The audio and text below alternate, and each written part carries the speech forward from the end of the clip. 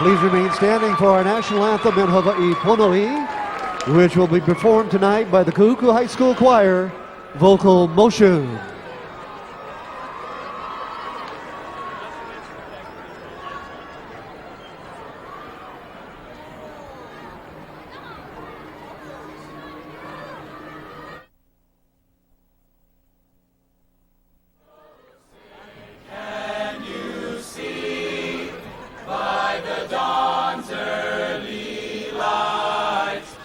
So proudly we hailed at the twilight's last gleaming, whose broad stripes and bright stars through the perilous fight o'er the ramparts we watched were so gallantly streaming. And the rocket's red glare, the bombs bursting in air, gave proof through the night that our flag was still there. Oh, say does that star-spangled banner yet wave o'er the land of the free and the home of the brave.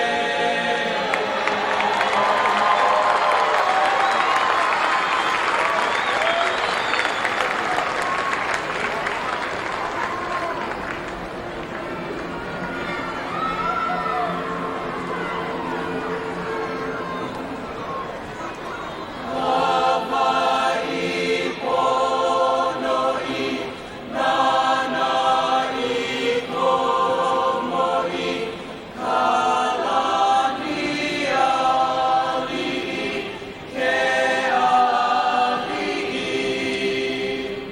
Makualani e Kamehameha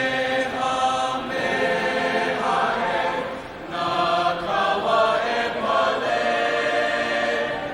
Mekalihe,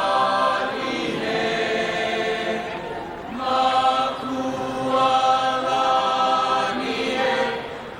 Kamehameha e Nakawa e Pale, Mekalihe.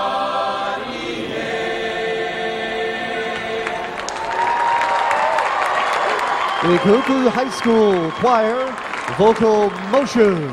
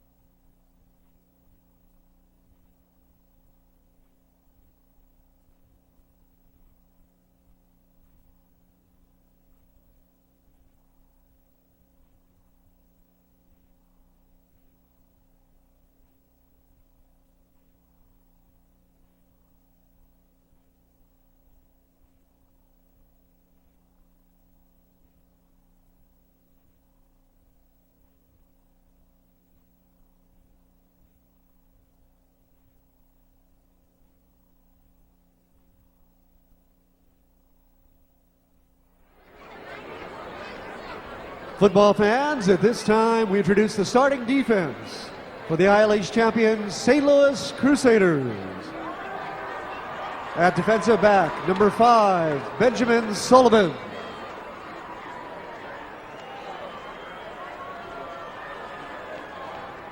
At defensive back, number 25, Keao Monte.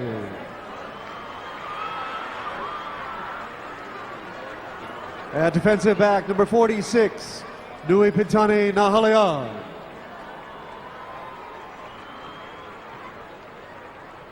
Defensive back, number 47, Pono Vieira.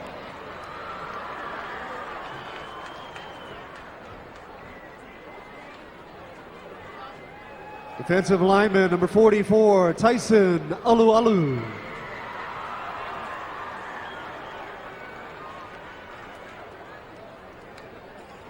Defensive lineman, number 63, Oren Long.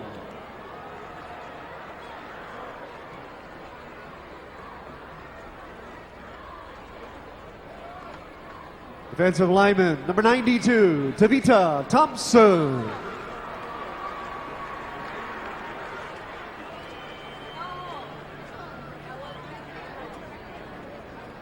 Defensive lineman, number 94, Arthur Tupuola.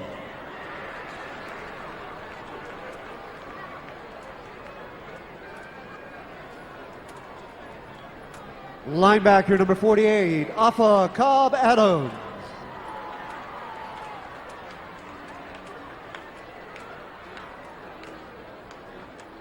Linebacker, number 50, Dylan Moss.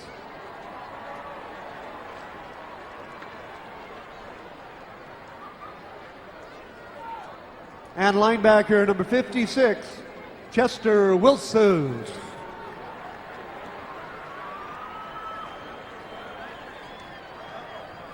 Head coach Darnell Arsenault and the rest of the St. Louis Crusaders.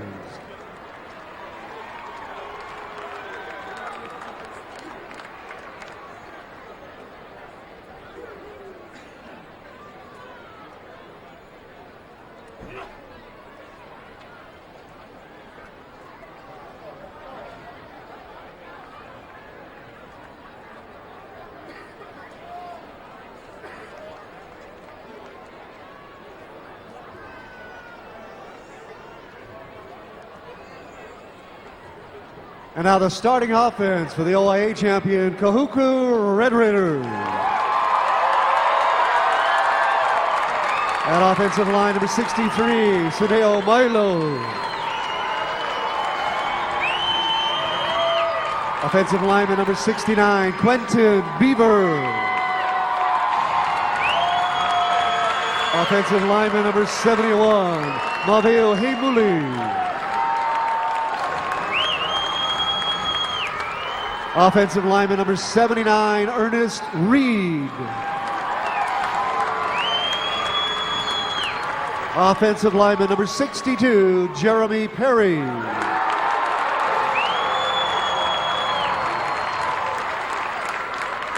The quarterback, number 1, Waika Carvalho.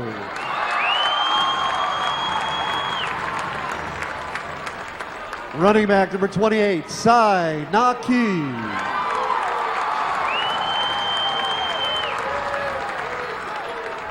Running back number 32, Paya Vaimui.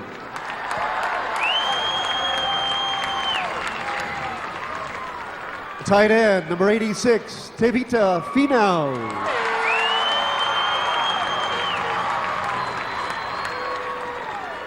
Wide receiver number 4, Frank Bracewell.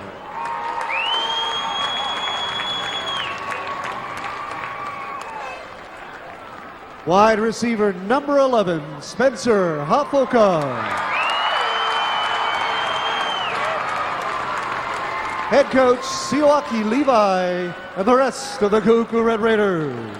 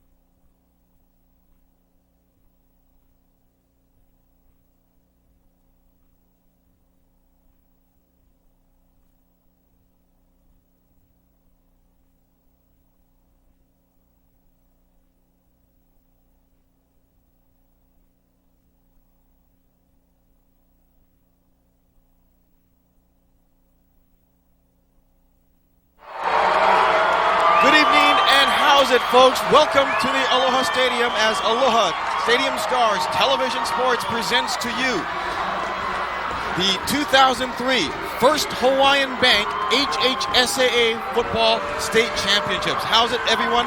I'm Kevin Hashiro. The St. Louis Crusaders are coming off a year in which they reclaimed glory. After 2 straight years of not winning the state championship, after 14 consecutive years of winning it all, they reclaimed the title. On the other side of the field, the former state champion, the Kahuku Red Raiders, are seeking what they believe was rightfully theirs for 2 consecutive years before that streak was snapped this past year, or last year. My color partner for this evening's game is Donald Balena. And Donald, if you're the St. Louis Crusaders, you're looking at across the other side of the field. You know that you are the state champions. But when you look across, you see the former 2-time state champions, and you know that they are hungry to get back what they think is rightfully theirs. Well, I think the answer to that question would be with the senior class of St. Louis, guys like B.J. Batts. They were part of that St. Louis team that lost to Kahuku on their two-year string run on the state tournament. So St. Louis, they're pretty hungry to prove that they can beat Kahuku. Some people thought it was a fluke and it was easy because they beat Castle last year. They want to make sure that they prove to the rest of the state that they can play with the big boys. Number 1, Vika Carvalho, as you see there on the screen, he's going to be one of the keys to how St. Louis will defend the Kahuku offense as potent as they've shown through the regular season of the OIA. On the other side of the football, you have this guy right here. And this is a big guy. 6'5" wide receiver, Desmond Hanohano, who has been dominating the state football championships thus far. I mean, you just look at his numbers. This is complete domination. I've never seen a wide receiver in the state tournament dominate the way he has. He's got 414 receiving yards in the 2 tournament games alone. He is going to be a marked man by the Kahuku defense, which has been stellar all season long. He's not a burner by any means of that translation. He doesn't beat you with speed, but as someone mentioned, he is so tall, he's quick enough that one of his strides may equal 2.5 of a defensive back. So that's one of the advantages that he has. And of course, if you look at the Kahuku roster, they have nobody at about 6 feet at defensive back, and Hanohano measures 6'5". CJ Santiago will kick off as St. Louis won the toss, deferred till the second half. And the Kahuku Red Raiders back deep to receive the kickoff. Al Afalava and Jacob Lefau back deep to receive the kick. Santiago approaches the ball, and we are underway for the Division I state tournament. This will be Afalava from his 9, looking for the crease, brings it back to the outside, cuts back up, looking for a hole, and finally brought down by a swarm of St. Louis returners led by the kicker CJ Santiago. We'll look at the Kahuku Red Raider offense. They will look like this across the line as we'll check out the replay. We see that Afalava on the replay will be getting the kickoff. He picks his way in the middle of that wedge over there. Unfortunately for St. Louis, this is not the way they wanted to start. Poor tackling right off the bat. You see a lot of arm tackling going up the field. Luckily, playing center field and playing the safety valve was the kicker, Santiago. Sai Naki gets the carry off of the option dive. And Naki will pick up about 4 yards on the play before being brought down. We'll go with the Kahuku Red Raider offensive front. Jeremy Perry, Ernest Reed, Desmond Anesa gets the start at center. Quentin Beaver and Maveu Heimuli. The wide receivers, Frank Bracewell, Spencer Hafoka. The tight end, Tavita Finau. The running backs, Sai Naki and Dustin Huddy. The quarterback, Vika Carvalho. 2nd down and 5 coming up. I formation set. The give is to Pael Vaimaui. Vaimaui gets stuffed up the middle, but not before he gains maybe about 3 yards on the play.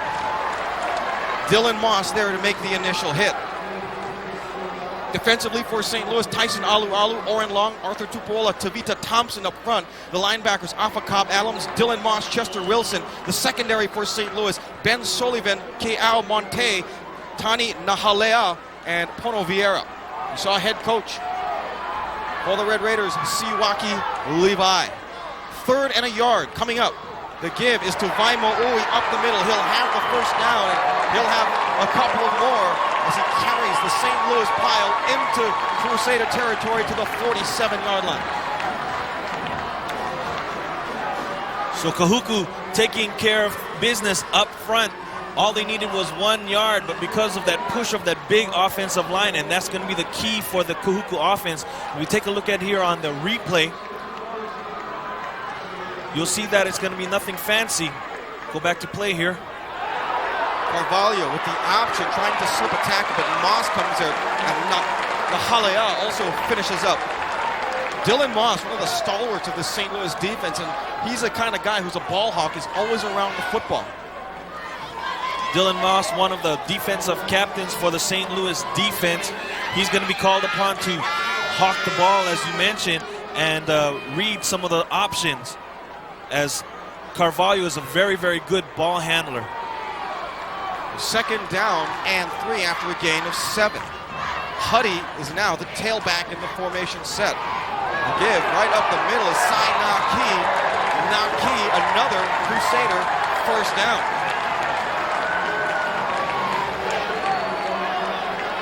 Or rather, another Red Raider a first down. There's no question what the Red Raiders are going to do on the first possession. That's pure ball control.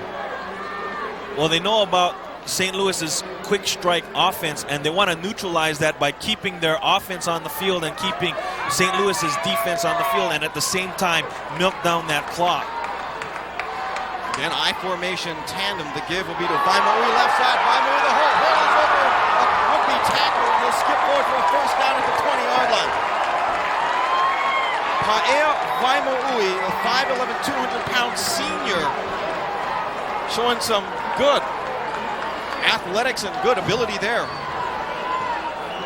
And right now, Kahuku is not doing anything fancy, really. What they're doing is going off tackle, checking it down between the guard and the center. And this time, number 32, Vaimo'ui, does a great job of picking his hole on the left-hand side. Darren Mangalolo tries a sweep left side, and he gets buried on that right side. So kind of interesting that we're seeing Darren Mangalolo, and now a late flag will come down. And this apparently will go against St. Louis. Our official this evening, Joe Cardozo out of the MIL. Head coach for St. Louis is Darnell Arsenault in his first year, taking over for Delbert Tengan, who after his first year succeeded in taking the Crusaders to a state championship in his first and only year as the head coach. Joe Cardozo, who officiated the 2000 state championship game between Kahuku and St. Louis, won by the Red Raiders, which was their first ever state title. Dead ball foul, personal foul, defense, half the distance to the goal, 2nd down. So a big penalty, a personal foul after the play. Should make it 1st down and 10, just outside. Well, they'll make it 1st and goal, I believe.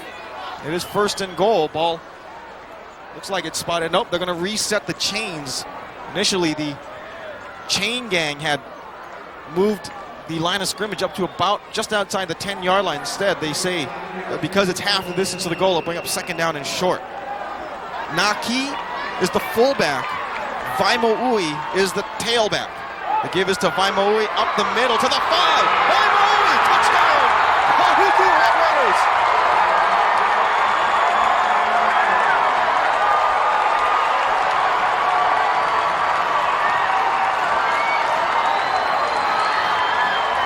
As we take a look at it on the Price Busters replay, they're just going to run up and down over here until they're basically daring St. Louis to stop them on the ground and make it put it up in the air.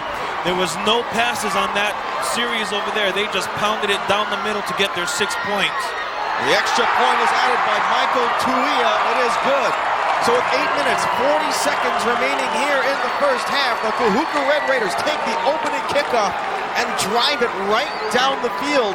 None of it via the air, all of it on the ground, which results in the 10-yard touchdown run by Paea Vaimaui. Vaimaui's first postseason touchdown of the season. 7 plays, 62 yards, capped off by that 10-yard Vaimaui rush. 8-play drive. And Kahuku flexing their muscle early in this ball game. Again, nothing fancy. They didn't even need any of the air attack of Carvalho to Hafoka. And so it's going to be interesting to see if St. Louis can answer the call here. An early call, that is. Lau Kauvaka will kick it away for the Red Raiders. And the ever-dangerous B.J. Batts standing back at his own 19-yard line. You see the Crusaders on the right side bunching up near the line of scrimmage, possibly anticipating an onside kick. Instead, it's going to be a high kick. Returnable by Batts at his 11. Batts to the 20, looking for the hole, cuts it to the outside, and Batts will be swung down and brought down. Ball might be loose. Might be a mad scramble for the ball. Nope. No mad scramble, no fumble. But a great job by Keola Silva to wrap up B.J. Batts for a return of only a few yards. So Batts, he's going to be called upon to do a lot of things. He was the All-State Player of the Year last year offensively. And as we see here on the kickoff return, St. Louis does a good job of forming the wedge, but busting through the wedge nicely was number 7, Keola Silva. The Crusaders' first offensive possession, they'll line 3 wides to the top of the screen. Sean Kalinamoku is in motion. Perbera, Keali'i Perbera back to pass. It is dropped by Sean Kalinamoku. A rare drop by the short-handed 5'6" junior.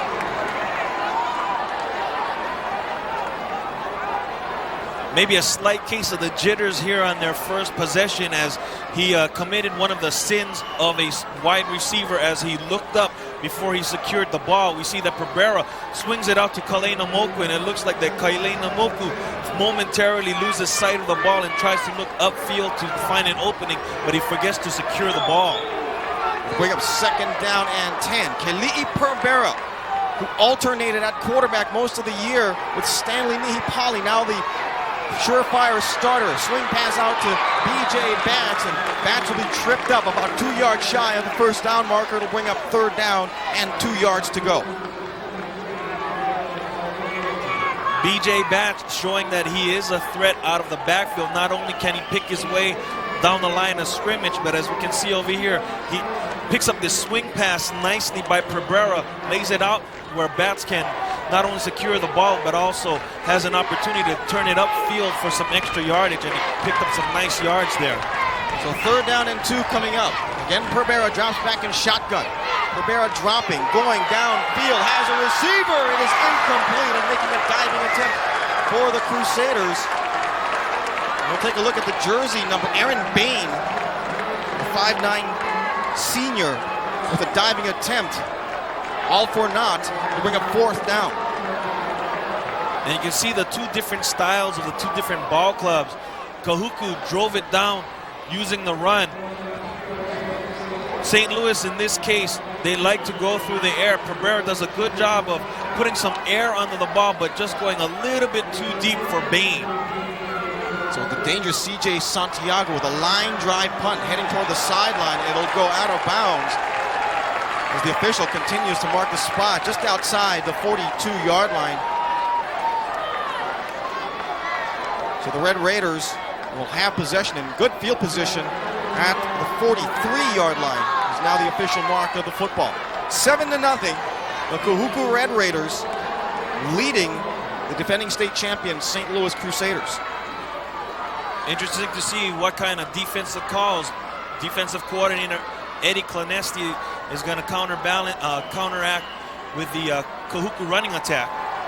They brought in an extra linebacker to line up at the defensive end. They brought in off of Cobb Adams, option play right side. And Vika Carvalho gets decent yardage to about the 47, maybe the 48-yard line. cleaning up on that hit was Benjamin Sullivan, but actually grabbing the jersey before anything could materialize was number 46, Nahalea, listed here at 5'8", 171 pounds. So they did a good job of stringing that out for just a minimal gain. So second down and 5 yards to go. Vaimo'i, the tailback. The give is to Vaimo'i. Oh, he hit in the backfield, sheds the tackler. Gains a couple of yards before finally being brought down. Chester Wilson, they're making the initial contact. Wilson, the 5'8" junior. As we take a look at this play one more time on the Menehune Water replay, we see that Dylan Moss just barely gets an arm around Vaimo'i to slow him down just a little bit until the rest of the defense can come along and provide that run support. That is a rarity because Dylan Moss is usually a sure-handed tackler, and it's rare to see him out of position like that. Third down and 3 coming up, ball spotted at midfield. The give is to Vaimo'i again, and this is going to be close as Vaimo'i dives forward right at the line of, or right at the first down marker. This may warrant a measurement, but according to where the line judge is, it looks like that Vaimo'i has enough for the first down.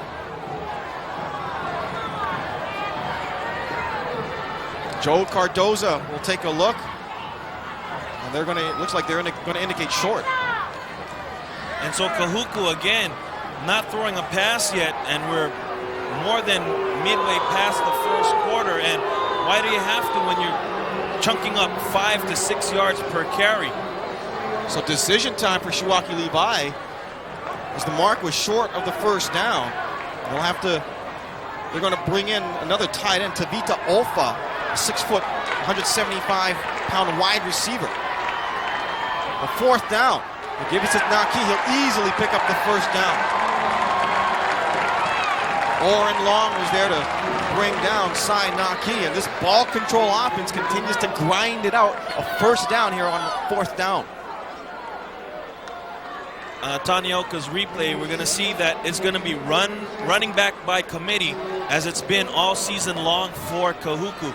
And they do a great job, and Naki is the bowling ball or the battering ram of the group of running backs that Kahuku has in their stable. First and 10, ball spotted at the Crusader 41. The give, once again, is to Vaimo'i, and Vaimo'i plows forward to the 38-yard line, pick up about 4 yards on the play. Dylan Moss, among others, making the tackle. Boy, this is an electric atmosphere. John, just a little while ago when the Crusaders had the football, you could hear the chants of defense, and this press box literally shaking. Well, as you mentioned in the beginning of the ball game, Kahuku has that hunger to bring that state championship trophy back to the North Shore. Vika Carvalho, the senior quarterback, play action. Carvalho back to pass, has the tight end open, and it's incomplete. Had the tight end Finau over the middle of the field, elected to go to the wide receiver, Spencer Hafoka. Hafoka, the leading receiver for the Kahuku Red Raiders this year, but it falls incomplete. They'll bring up third down and 6 yards to go. So Kahuku opening up the playbook just a little bit. They figure that they've softened up the middle of that St. Louis defense enough where this time they decided to go via the airwaves. But again, Vika Carvalho just a little bit too far for Spencer Hafoka on that play. Tavita Olfa and Dennis Savello checking as wide receivers. The pass outside, and it's incomplete over the head of Tavita Olfa. So it'll bring up fourth down and 6. The ball remains at the Crusader 37-yard line, and Shiwaki Levi, you got to think about going for it.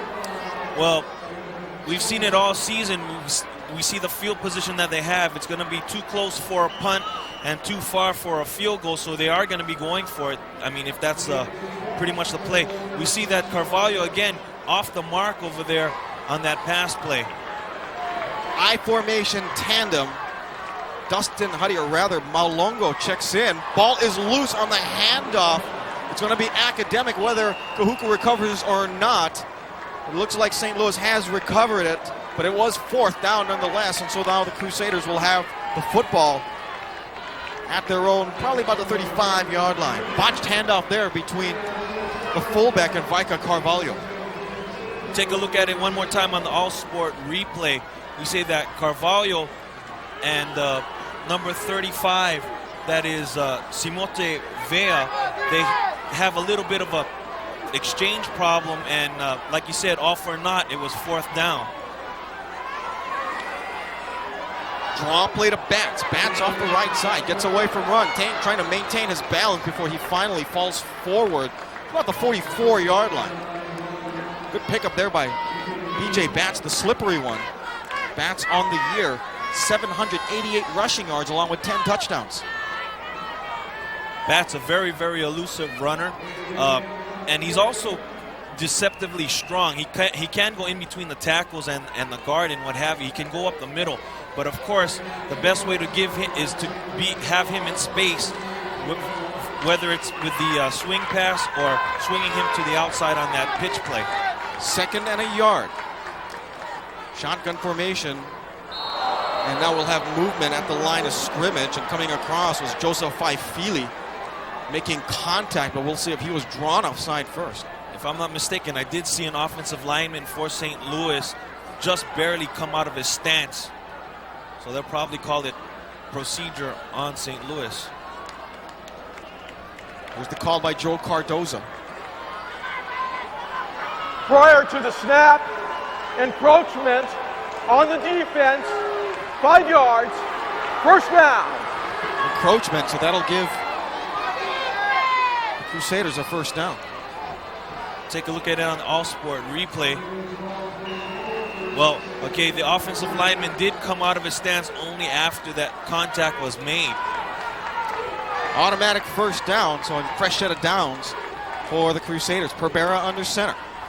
Fakes the dive, or will actually give it to Bats, bouncing to the outside. Bats the 50 and upended at the 45-yard line. Walker Vave is there to make the hit, as well as Jacob Lefau, the cornerback. Lefau coming in from his safety position to make that tackle, takes out the legs of Bats, but Bats does a great job initially to shake some tackle in the backfield, because he could have been stopped in the backfield over there, but has a presence of mind to change directions and finally gets around off to the right-hand side of the offensive line and picks up some positive yardage. 2nd and 5, ball at the Red Raider 45. Again, movement at the line, and this time the other defensive end, B.J. Beatty, jumps offside. And this is becoming a problem now for the Red Raiders. Well, during the playoffs, they did have problems with penalties and also the fumbleitis bug, but then so far in offense they haven't, shown any signs of the fumbleitis. But now the penalty bug is coming to haunt them.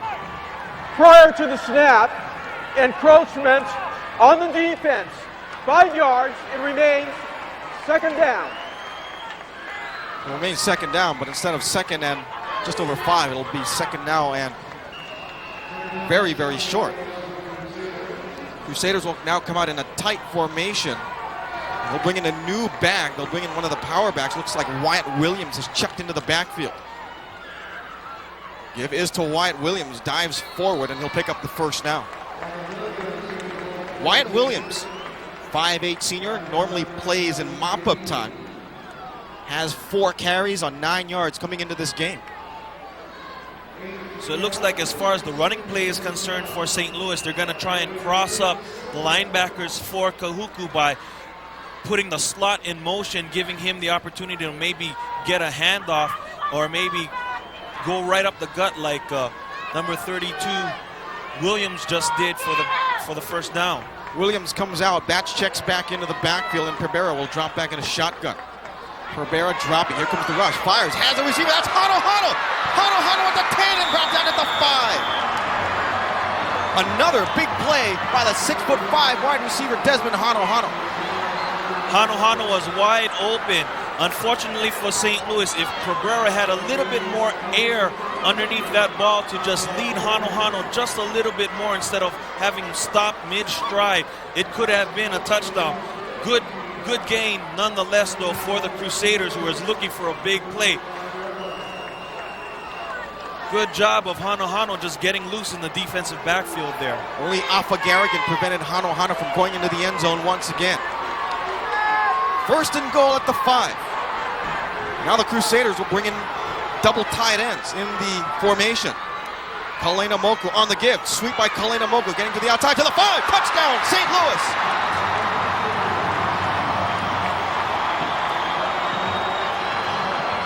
So again, St. Louis using that option where they put the slot back in motion. Kalena Moku goes in motion, gets the handoff, and he already has a head of steam ahead of him, so he gets to read the blocks. As you can see him picking his way through the Kahuku defense. Great job by the offensive front of St. Louis, helping Kalena Moku get escorted into the end zone. CJ Santiago to attempt the PAT out of the hold of Kalena Moku. And Santiago, who's had his problems in the postseason with his extra points, pushes it through. So a $1.53 remaining here in the first quarter. The St. Louis Crusaders have come back and tied the Red Raiders at 7 apiece. That drive just took 5 plays for 64 yards, and the final nail in the coffin, if you will, for that touchdown was a 5-yard touchdown run by Kalena Moku. Got to give a lot of credit, Donald, to this offensive line of St. Louis, which has been shuffled around. None of their starters who began the season are playing in their current positions, with the exception of the center, Jordan Rogers. Remember, Brennan Carvalho, who's perhaps their best offensive lineman, is not eligible for the state tournament because of the 5th-year rule. And because of that, the major shuffling around of the offensive line. I mean, you've got Isaiah De La Pena coming in as a starter. Makana Mardonado, who's a left tackle, has been shifted over to the right tackle. I mean, it's a mess out there for St. Louis with the offensive line, but they got the job done on the last drive. Well, put it this way, this whole year has been pretty much an adventure for the Crusaders, not knowing who their head coach was going to be until the summer had gone by, and they found out that Arsenal was going to be their quarterback, and they had a bit of inconsistency problems in the beginning of the season, and now they're starting to click. And for a while there, they were shuffling 2 quarterbacks, so there's a lot of things that settled into place for St. Louis coming into this championship game. Here's a weapon, CJ Santiago, who's frequently known to boom kickoffs out of the end zone for touchbacks. A booming kickoff, and this is going to be a touchback.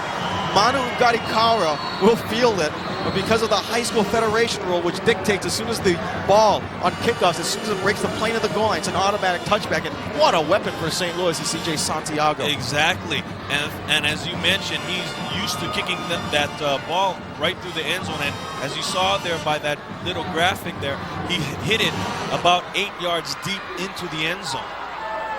We mentioned St. Louis's offensive line shuffling around prior, but speaking of shuffling, Kahuku has done a very interesting substitution. They bring in Desmond Anesa, and he started at center. They move regular starting center Jeremy Perry out to left tackle. First down and goal. The give is to Vaimo'ui, and he gets submarine down near the first down marker. And for a while there, he gives Tyson Alu a little bit of a ride going downfield. Take a look at it on the replay here. Vaimo'ui does a great job of finding the gap right up, right from the get-go, and he just shoots right into that hole. Mangalolo with the carry, and he'll push it forward. And that'll be good for Red Raider first down. So we're seeing a lot of Darren Mangalolo. Arthur Tupuolo there with the first contact. But it is another first down for the Kahuku Red Raiders. So in the last possession, Kahuku flirted a little bit with the passing game, but decided on this possession to go back to what got them that touchdown, and they're going back to the strong ground game. And again, running back by committee by Kahuku again. And again, this makeshift Red Raider offensive line holding up very nicely. And the give is right up the middle as they bring in another running back. And again, that's Darren Mangalolo, and Mangalolo pushes forward for a couple. Ball spotted at the 36-yard line. Nice solid tackle there by number 56 for St. Louis, Chester Wilson. And Mangalolo, along with Vaimo'ui, does a great job of finding that initial hole and just shoots that gap. There's no fooling around with these running backs. Another tight formation. They'll line up Hafoka as a wideout to the far side. Play action, Carvalho back to pass, going to his big tight end, incomplete, overthrew Tevita Final, who made that awesome catch, the juggling catch that proved to be the game-winning touchdown in the OIA championship game against Kailua High School. And nearly coming up with the interception for St. Louis, just a little bit too high, was number 47, Pono Vieira. As we see over here, Carvalho does play action, but it sails a little bit on him. As you saw there, he kind of just flipped the ball over there off his back foot, so he really wasn't set when he threw that ball. Carvalho now 0 for 3 on the evening. Tried to slip it into the 6'5 Final, the basketball player that transferred out of Maui High School. But Final's legs just couldn't get the job done. Dive up the middle and making the carry once again, Sai Naki. Naki to the 41-yard line before he is met by Tyson Alualu. Short pickup on the play. It'll bring up 4th down, and now the Red Raiders are going to bring in the punting unit. And that is the end of the first quarter of action. And it's been a stellar game so far. A lot of ball control here in this contest. A 7-7 tie going into quarter number 2. And so far this evening, close ball games all the way around, also with the Division II championship that preceded this game. And as you mentioned, going into the second quarter, we're at a 7-7 tie, and this is what championship ball game is all about. We did have a thrilling first game in the Division II ranks. Signed there for Jeremy Perry. More as you now take a look at the other side, the Crusader fans now. But we saw a barn burner in the Division II game played prior to this one. IAEA pulling out the 9-7 win over Cinderella Damien. And St. Louis right now trying to pull a pride through for the ILH by trying to see what they can do about repeating as state champs. But they've got a heck of a job in front of them in Kahuku, because you know that they are very hungry for this state championship. They felt very, very inferior after last season when they didn't even reach the playoffs. Talking about ball control in the first quarter, these are all unofficial numbers. Sainaki, 4 carries, 24 yards. Paea Vaimoui, 8 carries, 51 yards. So truly ball control offense by the Red Raiders, and the new offensive line as put in by Coach Shiwaki Levi. Makana Nicodemus, a senior, also starts in the defensive line, back to kick away. Nicodemus, a Puchet high, fluttering kick. Crusaders will back away. Will take a St. Louis bounce all the way up to about the 43, maybe the 44-yard line. So an excellent starting field position for the Crusaders to open up the second quarter. Unfortunately for the punter, that ball kind of checked up over there. It kind of looks like one of those wild sandwich shots that you'd find out on the golf course. Nicodemus was involved in one of the bizarre plays in the state championship game between these two teams 2 years ago. He was back to punt. He muffed the snap, which led to St. Louis taking a lead in that game and almost winning that championship. And that year, Nicodemus was a guy who was just called up from the junior varsity, so he remembers all too well memories of 2001. First down and 10 for the Crusaders. And Kelly Perbera, the southpaw, will drop back to pass. Looking to the outside, going over the middle, has a receiver, and he fires it incomplete, too wide of the slot back, Sean Kalena-Moku.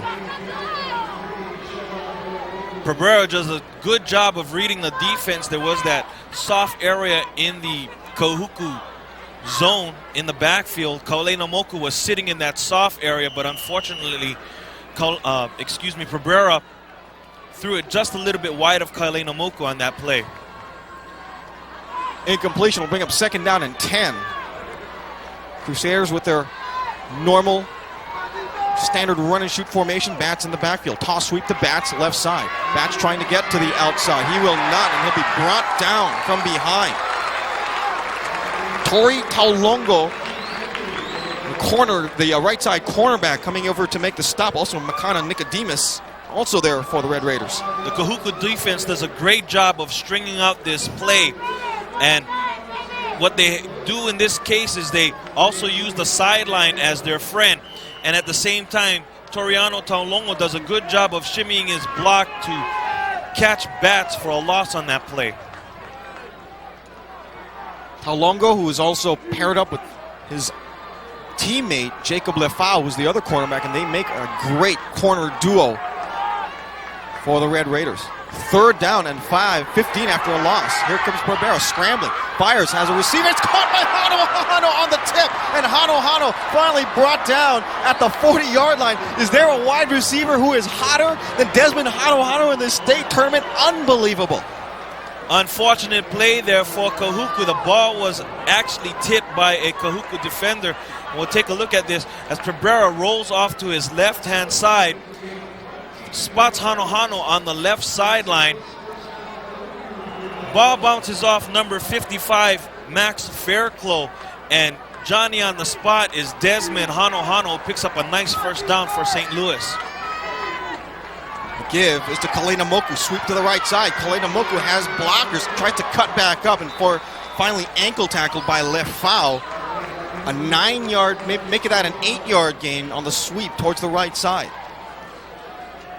Kalena Moku showing some patience on that running play over there as he had his lineman, number 73, Makana Mardonada.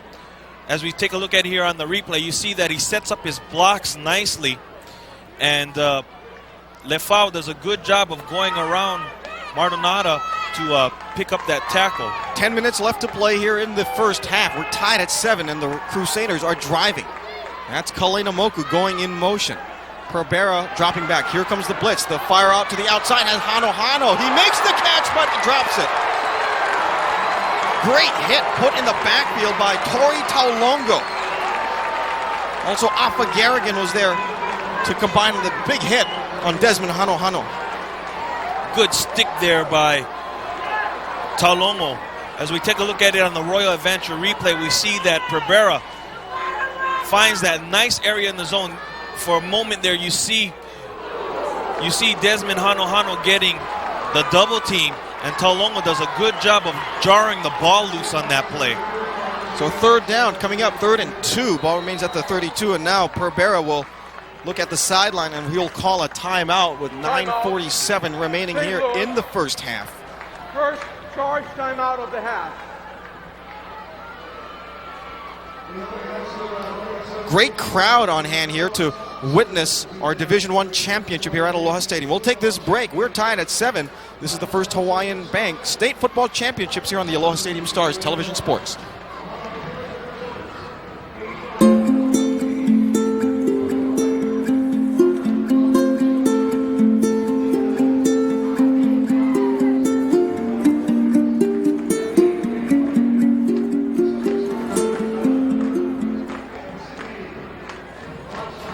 Back to Aloha Stadium. It's been a good one so far. Tied at 7 between the two teams probably expected to be here when the field was set to go. Some of the Red Raider fans making the drive from the North Shore, as they always do year in, year out. That's the one thing about the Kahuku crowd. They show a lot of community support for the Kahuku football team.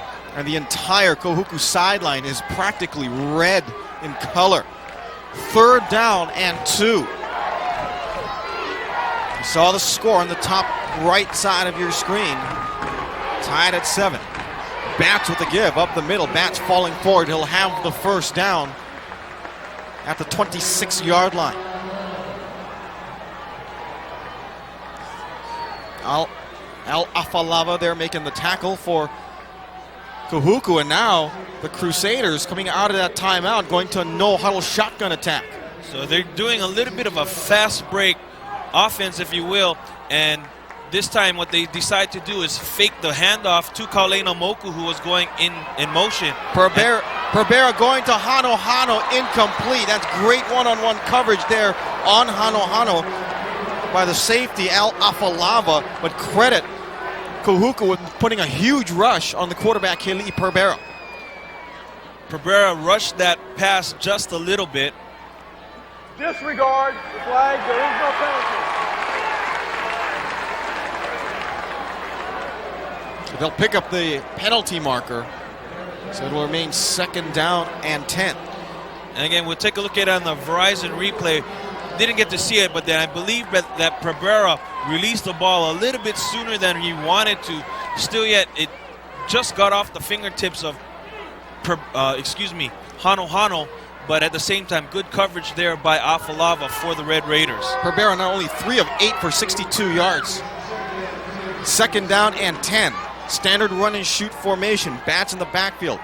Fake to Kalena Moku. Give to Bats up the middle. Bats trying to squirt through, and he falls forward at the 20-yard line.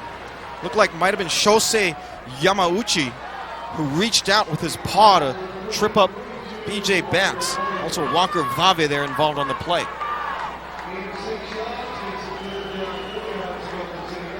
As we take a look at it on the all-sport replay, we see that Bats gets all of this yardage because the offensive line does a great job of sealing their blocks. Throwing a great block, sealing the middle over there was number 73 for St. Louis, and that was Mardonada. Pickup of 6 brings up 3rd and 4. Pereira dropping, looking for the outside pattern. It's caught, but falling down is Johnny Gentry, well shy of the first down.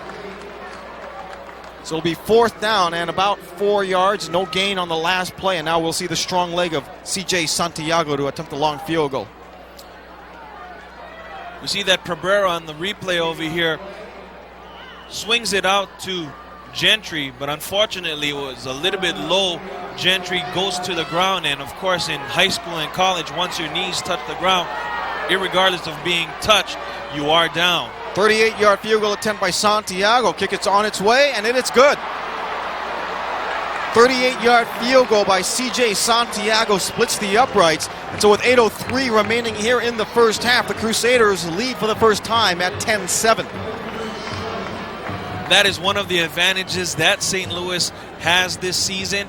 They do have a kicker that can put up a nice field goal, and that's a disadvantage for Kahuku, as they don't have any kicker that could kick it even this far over here, which is, if I'm not mistaken, about 37 yards measured here. So the Crusaders now with 10 unanswered points after relinquishing the first 7. The 10-7 lead. I'll tell you one guy who's happy that championship game is now here, and that's the former head coach of the football team and the current head coach, Delbert Tengan. His entire basketball team is out on the field right now. They've been unable to hold basketball practices for the last 2 weeks because the team is prepping for the state tournament. The only guy on the basketball team who is not playing football is Duke Iona's son. So basically he goes to the gym and shoots free throws. It's a one-man gang in the basketball gym. And speaking of Duke Iona, the lieutenant governor of the state of Hawaii, he's in the press box on the opposite side of the scoreboard over here watching this game. Santiago with a high kick. This will be returnable. This will be Lefau from the 5-yard line. Lefau looking for the wedge. Might have something going. Cuts back and finally dragged down from behind at the 38-yard line. Nice run back on the kick return. That time, you could see that Santiago left it shy of the goal line, and the result, a long kickoff return for Jacob Lefau. So again, Santiago not really taking care of business. I mean, all he had to do was kick that out of the end zone, but credit Lefau for picking his way through the wedge over here and finally making what could possibly be a touchdown-saving tackle. Number 38 for St. Louis, and that's Kevin Sullivan. Vaimoe bounces off a tackle and will be tripped up as he falls forward. A nice gain on the play as Pono Vieira stuck out his left hand to bring down Paea Vaimoe. A pickup of almost 6 yards on the play will bring up 2nd and 4. This is like a great prize fight going on over here. Both teams going blow for blow. A rapidly moving first half of action. We're already at under the 7.5-minute mark of this first half. Crusaders with a 10-7 lead, trying to defend their state championship. The 4th ever meeting between these two in the state tournament final. Fumble on the play. It's falling on. Almost recovered by Moss. In fact, Moss does fall up on it. Another turnover against the Red Raiders. And Dylan Moss, Dylan on the spot, leave no Moss unturned, falls on the football. Possession, St. Louis. And just when I mentioned a little bit earlier in this ball game that Kahuku has had some problems with the drop C's. We see two times already where Carvalho has a problem handing it off to the running back. And Vaimaui, who was the recipient, didn't even realize that the ball maybe was supposed to go to him. Swing pass to the outside to Kalena Moku, and Kalena Moku gets tripped up after a short gain. Walker Vave reaching out and tripping up Sean Kalena Moku, who has been the guy that Kali'i Perbera has relied on here in this first half. He's really been the workhorse for St. Louis. He's been the workhorse, and throughout the season, you talk about utility people. He kind of reminds me his role like the old George Ornelas. Well, he'll catch balls here and there, and he'll also get the handoffs and the pitches and whatnot. 2nd and 7 after a pickup of 3 yards.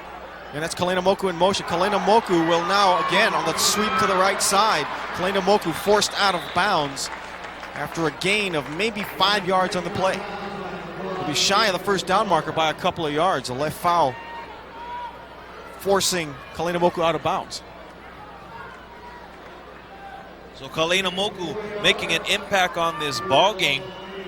Picks up some nice yardage, making it short yardage for St. Louis on 3rd down. So 3rd down and 3 yards to go. There you see our score, 10-7 Crusaders leading the OIA champion Kahuku Red Raiders. Perbera in shotgun formation. Batch joins him in the backfield. 4-man rush. Perbera dropping back, has time. Here comes the rush, and gets out of Shosei Yamauchi, dumps it off to the far side, caught by Batch. Batch down the sideline. He'll pick up the first down. Boy, great presence of mind by Kali'i Perbera to get out of the potential sack of Shosei Yamauchi. Great job of eluding the sack there. We'll take a look at on the First Hawaiian Bank replay. We see that Perbera, like you mentioned, he has all kinds of time over here. He's just sitting back, then finally the pocket collapses on him, and he does a great job of spinning out of that potential tackle, spots BJ Batts as the safety valve off to the left-hand side, and Batts does the rest to pick up a first down for the Crusaders. Perbera has now completed his last 3 attempts, but before the play can get started, we'll have flags coming down at the line of scrimmage. But Kali'i Perbera, great athletic play there, spin out of the sack. Here we'll hear from Joe Cardoza. Prior to the snap, full start, offense, 5 yards, and remains first down.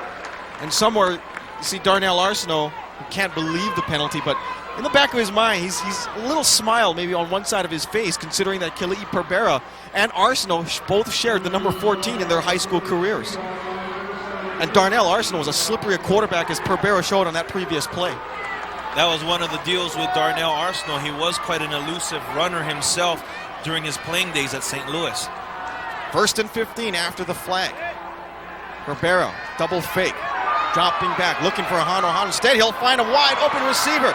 That's Aaron Bain. Bain down the sideline and finally crunched down by Taulogo, or rather by Alpha Garrigan, but not before. Aaron Bain makes a huge play on 1st and 15 all the way to the 10-yard line.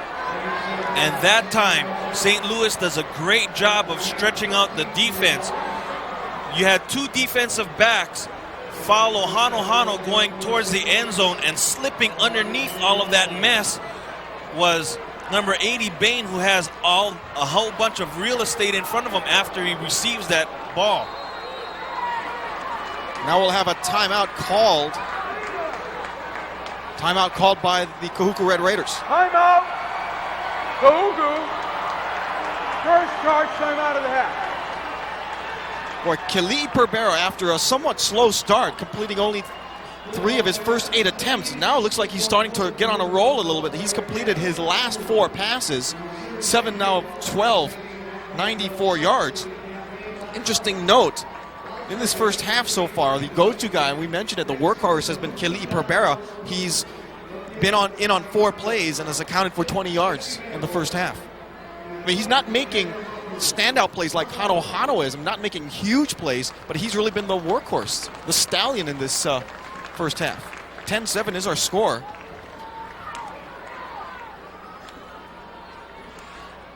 I should say, excuse me, Sean Kalena Moku has been the standout, but that's the guy we profiled in the beginning of this game. Desmond Hano. I mean, you talk about some intimidating numbers coming into this game. Hano, 12 catches, 414 yards, 5 touchdowns, an average per catch of 34.5 yards. And remember that playoff game that they had against Mililani, he just absolutely killed them. He had 307 yards receiving, 5 touchdowns in that game. All state records. Or actually tournament records, mind you. So first and goal. Again is to Kalena Moku. Sweep to the right side. Kalena Moku trying to get to the outside, but he'll be brought down after maybe a loss of a yard. Walker Vave will be credited with the first hit. So again, Kalena Moku showing that he might be the workhorse in this game for the Crusaders. And we've seen it quite a few times. We'll see it on the replay again. They'll send the slot back in motion. Kalena Moku tries to cut it upfield, but the Kahuku defense, led by Vave that time, does a great job of stringing it out for minimal gain on that play. In fact, no gain on the play. Second and goal from the 10. Hano will line up to the left side of your screen. He'll be paired up against Al Afalava, the 5'11 safety. Flag is down. Play continues. Pereira stepping up in the pocket. Pereira looking into the end zone, and he'll be crunched down at the 9-yard line. Joseph Faifili among those on the hit, but let's check the penalty marker, which was thrown on the near sideline right at the line of scrimmage. I think they're going to call illegal shift or something on St. Louis. Illegal procedure against the Crusaders, which will not make that man very happy. Yeah, if I'm not mistaken, I saw the man going in motion, and just before the ball was snapped, he already started heading upfield, and that's where if we can possibly catch the number, we're not going to see it right here on the play, but Pereira does a good job of seeing the defense and tries to elude the rush over here and tries to make something out of nothing. Offense, 6-man line. The penalty is declined. It is third down. So you hear illegal formation. Red Raiders will accept the play, decline the penalty, which will now make it third and goal from just inside the 10-yard line. Joe Cardozo, our official out of the MIL, one of the best in the state, and that's why he's officiating, or is the lead official in this game. Chance of defense by this huge Kahuku crowd. Third and goal. Pereira out of shotgun. Here comes the blitz. Fires to the end zone. Kalena Moku, it's incomplete. That's an interesting play as they tried to hit Johnny Gentry, who's the intended receiver. They dropped back Shosei Yamauchi on a zone blitz. Interesting that you see a zone blitz in high school. You almost never see that on this level. Good gutsy call there by the Kahuku defense, and good job there by Shosei Yamauchi dropping back, and you would have never expected. If you don't know what a zone blitz is, a zone blitz is when you bring a linebackers in and you drop the defensive lineman into pass coverage. So another field goal attempt for C.J. Santiago, a little shorter this time, on its way, and C.J. Santiago bangs it through for a second field goal. But we'll check a penalty marker, which was thrown after the play was over. That kick looked like it was a 26-yarder, and they're going to call running into the kicker against the Red Raiders. So we'll see what Darnell Arsenault wants to do, whether he wants to take the points off of the board and bring his offensive unit back in. If this is a personal foul, I believe it's an automatic first down. I was just going to say, if it was just running into the kicker, I mean, it doesn't really make sense to just take the yards. But then at the same time, if they call this of the personal foul variety, they could actually have a first down, and that's going to have Darnell Arsenault making some big decisions on this play. Well, great acting job there by C.J. Santiago, as that was just a little love tap by the outside guy. Looked like that might have been Tori Taulogo. There you see Shiwaki Levi awaiting the decision. I think they're just going to call it running into the kicker, which probably is the right call. Here's Joe Cardozo. Running into the kicker on the defense. The penalty is accepted. The field goal was good. The offensive team has elected to take the result of the field goal to 3 points and to have the penalty assessed on the ensuing kickoff at the succeeding spot. Well, so you heard the explanation from Joe Cardoza. They'll take the kick, and they will assess the penalty on the kickoff. So instead of putting it at the 40, they'll put it at the 45, which will give now CJ Santiago 5 more yards to work with. And 2 of his 3 kickoffs have not gone into the end zone. So you have to just wonder if maybe Santiago's just simply mishitting the ball. Exactly. And Darnell Arsenal opting not to take any points off the board, not to bocce himself there. And instead, again, taking the 5 yards on the kickoff, and this should give Santiago a better chance of nailing it into the end zone. 8-play drive, 39 yards, resulting in the 26-yard field goal by CJ Santiago, giving the Crusaders a 13-7 lead. Credit this Kahuku defense. Twice now they've given up the ball in great field position and have allowed St. Louis to only get at max 39 yards in the last 2 scoring drives. Take a look at the penalties now. 5 for 10 yards against Kahuku. So a high kickoff. This will be returnable once again by Lefau at the 5. He had a big return the last time out. Lefau to the 20, trying to slip past a tackler, but cannot get past Pono Vieira at the 27-yard line. It'll be Red Raiders 1st and 10. On their own 28, the officials will mark it. Now, you mentioned the Kahuku defense doing a good job of taking care of the St. Louis offense while having good field position. How's about that St. Louis defense coming out right now after giving up that first possession touchdown, coming back onto the field and shutting them out so far the rest of the second quarter? Quarterback draw, Carvalho to the outside before he's shoved out of bounds at the 34-yard line. Tyson Alualu coming from his defensive end spot to push Carvalho out of bounds. Nice pickup on that quarterback keeper. Pickup of maybe 6. You see Carvalho over here, you called it. He kind of strings it out, kind of looks like a little option, and then he keeps it on a quarterback keeper. And Alualu does a good job of using the sideline to assist him in making that stop. 2nd and 4. Waimaui right up the middle, runs right into a Crusader. Try to identify the guy. That's Chester Wilson, 5'8", 220-pound junior. Chester Wilson, as we take a look at it on this replay over here, does a good job of shooting the gap, and he meets Waimaui right there. Boom, almost instantaneously. So 3rd and less than a yard as the Red Raiders quickly come to the line of scrimmage. Give will be to the up back, and that looked like, I believe that might, I'm not sure if that was Sai Naki with the carry, and he'll get about 3 yards on the first down before Wilson makes another tackle for the Crusaders. Under 4 minutes left to play here in the first half.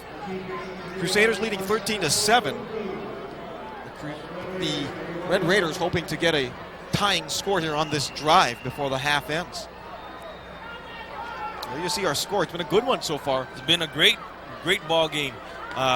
Those 2 field goals set up by 2 exchange mistakes by the quarterback and running back. Darren Mangalolo up the middle, ball is fumbled, picked up by Vieira. Vieira with the football, getting to the outside, and he has a lane and a blocker. Vieira to the outside, down the sideline he goes, and that'll give the Crusaders the ball once again. The 3rd consecutive possession for the Red Raiders, ending in a fumble. Remember, last week against Farrington, they put the ball on the carpet 9 times, and we're lucky to come out of there with the victory. But against this team, you cannot do it against the Crusaders. You cannot do it against the Crusaders, as you mentioned. And this was one of the things and one of the keys of the ball game for this evening, whether the turnover bug was going to plague the Red Raiders. And here it is, 3 fumbles so far. And the first 2 fumbles ended up being 3 points apiece. But the thing about it is, if you don't got the ball, you can't score yourself. So the Red Raider defense, and we'll check out the play once again. That ball looked like it just popped out. Nahalea was responsible for the tackle, but the ball just came out of Mangalolo. Passed by Pereira to the outside and picking up the first down is Sean Kalena-Moku. No, check that. It's Johnny Gentry on the reception. A gain of 10 yards and another St. Louis Crusader first down. So St. Louis doing what they can here in the last 3 minutes of this first half to try to add some extra distance between them and the Red Raiders. And Gentry does a good job of hanging on to that ball after getting shoved out of bounds. 1st and 10, ball just inside the 15-yard line. Standard run and shoot formation set with double wides, double slots. Bats up the middle, hurdles over a defender and gets to about the 10-yard line before he is swallowed up. Tori Taulogo among those making the stop on BJ Bats. And St. Louis can hurt you in a lot of ways. I mean, a lot of people just think of St. Louis as being strictly a passing team, but the passing game sets up that running game, as you see there by Bats, who does a good job of picking a hole, hurdling over a defender. The Red Raider defense asked to make one more defensive stop. 2nd down. 2nd and 6, ball at the 10-yard line. Here comes the blitz. Perbera looking to the end zone. He is hit and dropped. Tori Taulogo on a corner blitz coming from the blind side of Kelly Perbera to bring him down, or rather the strong side to record the sack. Good call there by the Kahuku defensive staff. Unfortunate play there for St. Louis, and Perbera could have unloaded that ball, maybe thrown it out of bounds. He was already outside of the tackle box, and it's not like he didn't see that coming, as he is a left-handed quarterback and he saw where that blitz was coming from. Loss of 9 will bring up 3rd down. We'll see the hit one more time. Perbera never saw Taulogo from his left. 3rd and 15 from the 19. Perbera dropping back, looking, and he'll be hit again, but still on his feet. Fires incomplete, had a receiver open. That was Gentry. But again, a fine job of Perbera just trying to get out of trouble. And Perbera does a good job of saving field position on this play. And that's very, very key, because Santiago still has a chance over here for a field goal. Boy, Nicodemus had a shot to bring him down. So the incompletion brings up 4th down. So we'll see CJ Santiago once again trot back on the field for his 3rd field goal attempt of the evening. This will be spotted just inside the 26 for a 36-yard attempt. Kalena-Moku to hold. Good snap. Kick is on its way. It's got enough leg. Good. So give credit once again to the Red Raider defense for holding this dangerous St. Louis offense to only a field goal. But the field goal, once again by St. Louis, gives the Crusaders a 16-7 lead with a $1:39 remaining in the half. I'm sure St. Louis, coming off those 3 turnovers, would like to have seen a touchdown out of one of them, but at the same time, they're still putting some points on the board and giving some extra distance between them and Kahuku right now. There's our score, 16-7. The difference right now, 3 CJ Santiago field goals. And while we're on the subject of CJ Santiago, you know, he's had his problems in the state tournament, especially on extra points, of all things. He's had 12 attempts at extra points. He's made 7 of them, but 3 of them were blocked. 2 of them coming last week in the semifinal against Baldwin. So whatever Coach Darnell Arsenault and his special teams coach Frank Pajillo are working on this week, they've got that kind of shored up, as Santiago is now a perfect 4 for 4 on the evening with an extra point in those 3 field goals. And speaking of Coach Darnell Arsenault right now, you see him on the sideline over there. I'm sure he's happy to see a lead on the board right now. One thing about Arsenault, it's been a tough week. Yesterday, Arsenault got a telephone call at practice. He was being informed that his apartment building was on fire. Returned home and one corner of his apartment was in flames. Arsenault said, "It's not been a good week." Santiago, a line drive kick, and he's going to boom this one out of the end zone. Another touchback, and so the Red Raiders will have a $1:39 to drive down the field and try to tack on some points before intermission. And Lefau that time, just seeing the ball sail over his head, did not even attempt to try to catch that ball as it went through the back of the end zone. Again, what a dangerous weapon CJ Santiago is. Now, this kid's also an outstanding punter as well. He's got good size. He's 6'2", 215 pounds. Built like a linebacker instead of Exactly. a kicker. Or at least a real big free safety or something. So now it's Vika Carvalho's turn to try to respond, to try and move this ball. But remember, the last 3 Kahuku possessions have ended in fumbles. See if they take care of the ball here. Carvalho dropping back, looking for a receiver. Fires, incomplete. Intended for Dustin Huddy out of the backfield. This is not what Kahuku does the best. Their forte is running the football. But of course, what kind of takes you out of the ball game as far as running, if you're a running team, is of course if you're behind on points, and they're 9 points behind right now in this ball game. Incompletion will bring up second down. And 10 with 1:35 remaining in the first half. And Carvalho dropping back, has a receiver wide open, incomplete. Oh man, he had a wide receiver wide open. Dennis Savelio, the 5'8" senior, was wide open, but Carvalho just couldn't deliver the pass on the money. And I'm sure that they're not going to want to take a look at this replay over here, as there was some kind of busted coverage downfield. Savelio was all by himself in that defensive backfield. It was just off his fingertips. Carvalho, 5 attempts, none of them complete. 3rd and 10. Carvalho lofting it, going for Tangi Raga. It's intercepted. Benjamin Solivan, a cornerback who's been picked on all year long because opposing quarterbacks are afraid of throwing it to the other side to Ke'al Monte, an outstanding corner for the St. Louis Crusaders. And Solivan comes up with the INT in the 4th consecutive Red Raider drive, ending with a turnover. That makes it 4 turnovers so far this evening. Carvalho credited with this 1 interception over here, plus the 3 fumbles earlier. And I'm sure this turnover thing is going to be addressed by the coaching staff of Kahuku. Take a look at that interception one more time. You just see that it was just underthrown. Badly underthrown. Now Pereira going for the home run ball. It's incomplete. Oh no, picked off. Intercepted by Kahuku, making the return off of Garrigan, so 2 can play at that game. Sullivan comes up with the pick for the Crusaders, and now Garrigan comes up with the play for the Red Raiders. So back and forth we go as far as turnovers are concerned. Pereira, you can see that he lofts a little duck up there, and Garrigan does a good job of trailing that play to make the interception for the Red Raiders.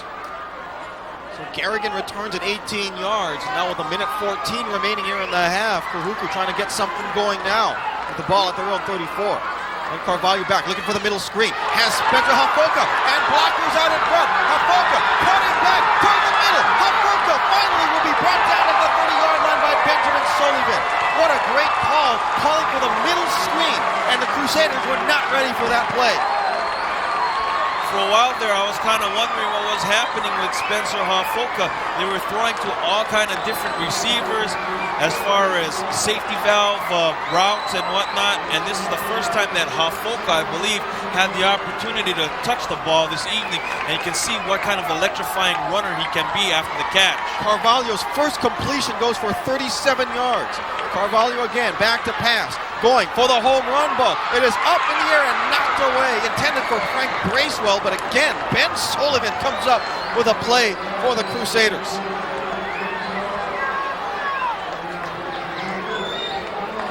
So Ben Sullivan rising up to the challenge over here. Carvalho looks back, tries to look off the defenders, off to his left-hand side, then throws to the right corner end zone, and Sullivan does a good job of being between his man and the ball. I've been really impressed with Sullivan as of late. He has gotten better and better, I think, over the course of the last 4 or 5 Crusader games. 50 seconds remaining. And now a timeout will have to be called as Dustin Huddy came racing from the sidelines, and Carvalho had to burn a timeout.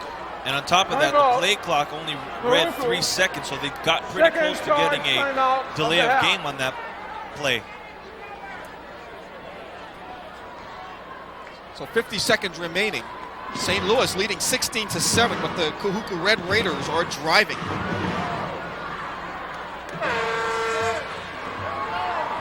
We see Seuki Levi trying to rally his troops and get some points onto the board before halftime arrives here at Aloha Stadium.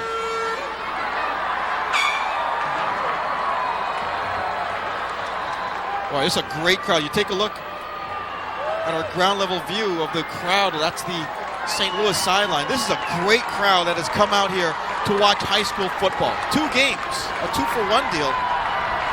IAA won the Division II championship, defeating Damien 9-7.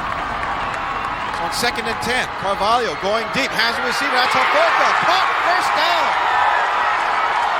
First and goal at the 4-yard line. When in doubt, go to your money receiver. And for Kahuku, that man's name is Spencer Hafoka. Hafoka has done it all season for Kahuku, and Carvalho does a great job of spotting him on the left-hand side. Nice spiral there, good shot by our Jumbotron crew. And Hafoka does a good job of hauling in that pass. Timeout called by St. Louis. They will try to readjust their defensive schemes and get settled down. And again, this evening, I mean, when it comes to the passing game, I was wondering when they were going to go into the bag of tricks, if you will, to get the ball towards Spencer Hafoka. As you can see, 2 times they went to him and magical things happened in the passing game for Kahuku. Red Raiders sideline is electric. Standing, just everyone is standing on the the Red Raiders sideline. Vika Carvalho, that last pass play going for 25 yards, now only 2 of 9 for 62 yards. Or Carvalho has really come alive here in the second quarter. So here we go, tight formation, double tight ends, power I formation. The give is to Vaimaui up the middle. Oh, and my goodness, he is met by Dylan Moss right up the middle. And Moss stops him right at the 3-yard line. Clock continues to tick, and it'll finally be stopped with 35 seconds left in the half. Timeout. Take a look at it on the replay over here, and Vaimaui mano on mano against Dylan Moss. And boy, what a collision in the middle of that line of scrimmage there. I like this kid. Dylan Moss, he's undersized as a linebacker, 5'9", 221 pounds, but he reminds me so much of the former great Crusader linebacker and current University of Hawaii linebacker Ikaika Kernan. I mean, this guy is all over the ball, and we certainly know what Kernan is doing at UH right now. Again, the call right now is for the defense to stop this Red Raider drive. I mean, if they can give up a field goal like how they've been getting their field goals also, that's going to be a victory in a sense for this Crusader defense. We'll see what Siwaki Levi has in store here on 2nd and goal coming up at the 3. And then last time out by Kahuku, they have no more timeouts left, so they have to be a little careful with how they manage the clock, although 35 seconds when the ball is at the 3-yard line, that's still a lot of time, but still, got to manage the clock wisely. Weird things can happen, as you can see, with bad clock management, like what happened in that San Jose University of Hawaii game earlier this season. Naki is the up back, Vaimaui the tailback. Hafoka is split or slotted to the near side. Play action, Carvalho under pressure, and he'll be sacked. Tani Nahalea makes the sack. The clock continues to tick. It'll be 3rd down. Quickly, Red Raiders lining up to huddle. Good call there by the defense. I mean, right now they were trying to get Vika Carvalho out of the pocket to give him some space, and they spiked the ball there to save some time, and now they've got 11 seconds left to try and score in this ball game. So what do? Do you kick a field goal, or you go for it on 4th down? And it looks like that the Red Raiders here on 4th down and goal from the 17, trailing by 9, are going to just heave it into the end zone. They'll bring out extra wides into the receiver pattern. Hafoka is in there. Frank Bracewell has come in. They've also brought in Dustin Huddy as a slot, and now a penalty marker will come out as it looks like the Red Raiders may have broken the huddle with an extra guy. Substitution infraction on the offense. 12 men in the huddle. 5 yards to remain. 4th down. Good eyes there, Kevin. You called the penalty just right, and right now things are starting to fall off on the wayside for Kahuku.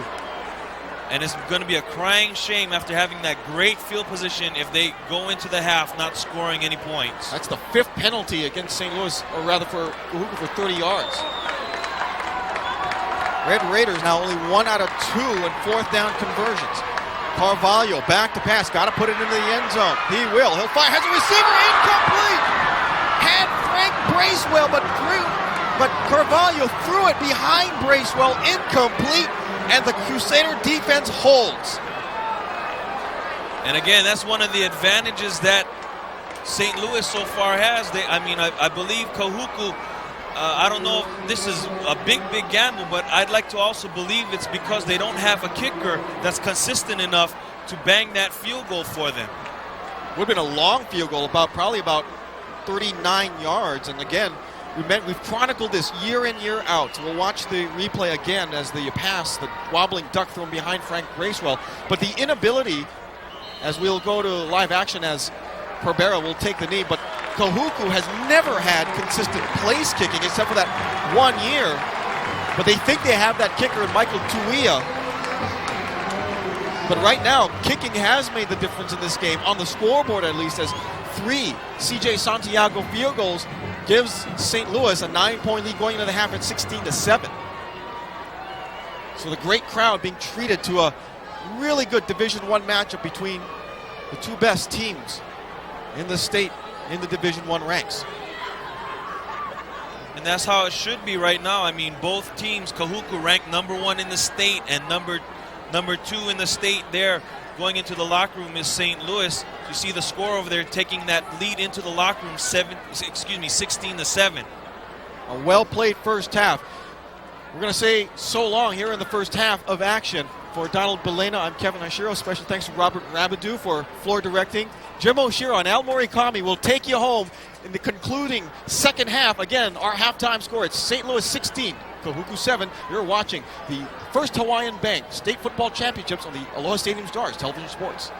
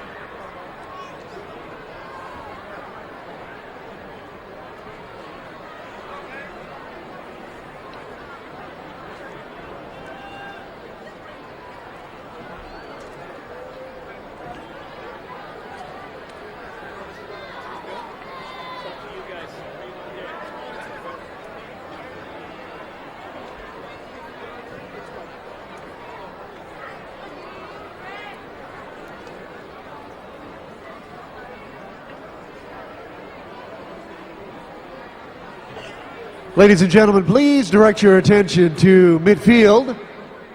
Kraft Foods Hawaii and the Hawaii Sports Network Foundation partnered with Time Supermarkets and the Honolulu Star Bulletin this fall to present the 2003 Kraft Shop and Score program, benefiting high school athletics on Oahu.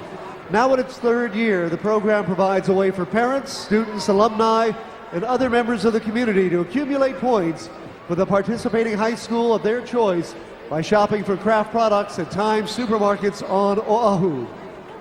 To help announce the season's top scoring school, please welcome Jan Horry, Marketing Director, Honolulu Star Bulletin and Midweek.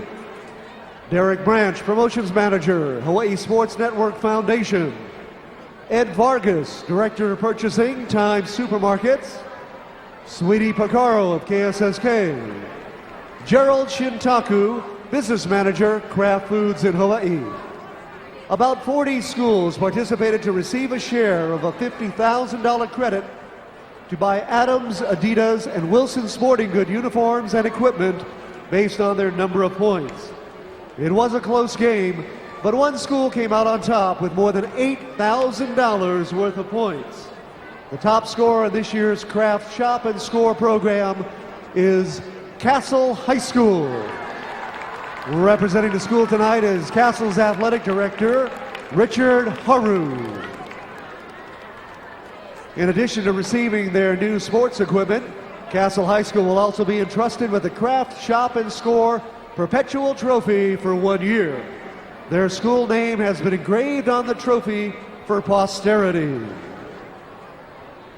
Thank you to the program sponsors, Kraft Foods Hawaii, Hawaii Sports Network Foundation, Time Supermarkets, and the Honolulu Star Bulletin, and to the local community for their generosity in making this program a success.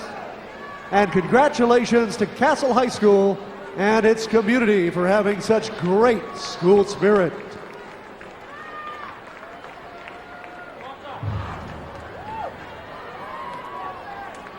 Ladies and gentlemen, for your halftime entertainment, please welcome the nationally renowned Kahuku Red Raider Marching Band.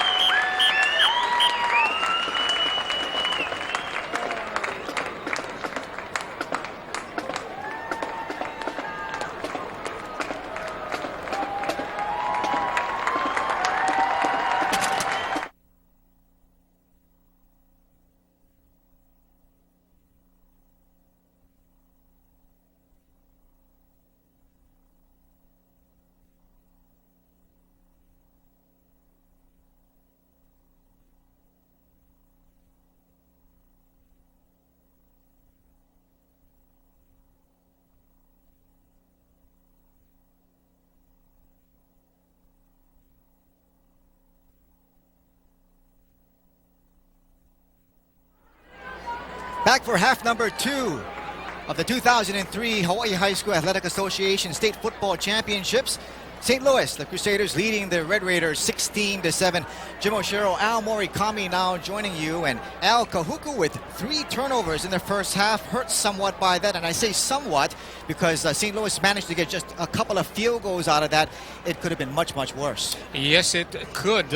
Right now, Coach Siaki Levi got to be feeling good that his defense has made some stops here, because the most important statistic on our halftime sheet here is Kahuku has fumbled 3 times, lost 2, and the Crusaders have converted 4 chances in the red zone 4 times, whereas Kahuku has converted just 1 of 2, and one of those, Jim, a very lucky and short pass play to the end zone to, I believe, Hafoka.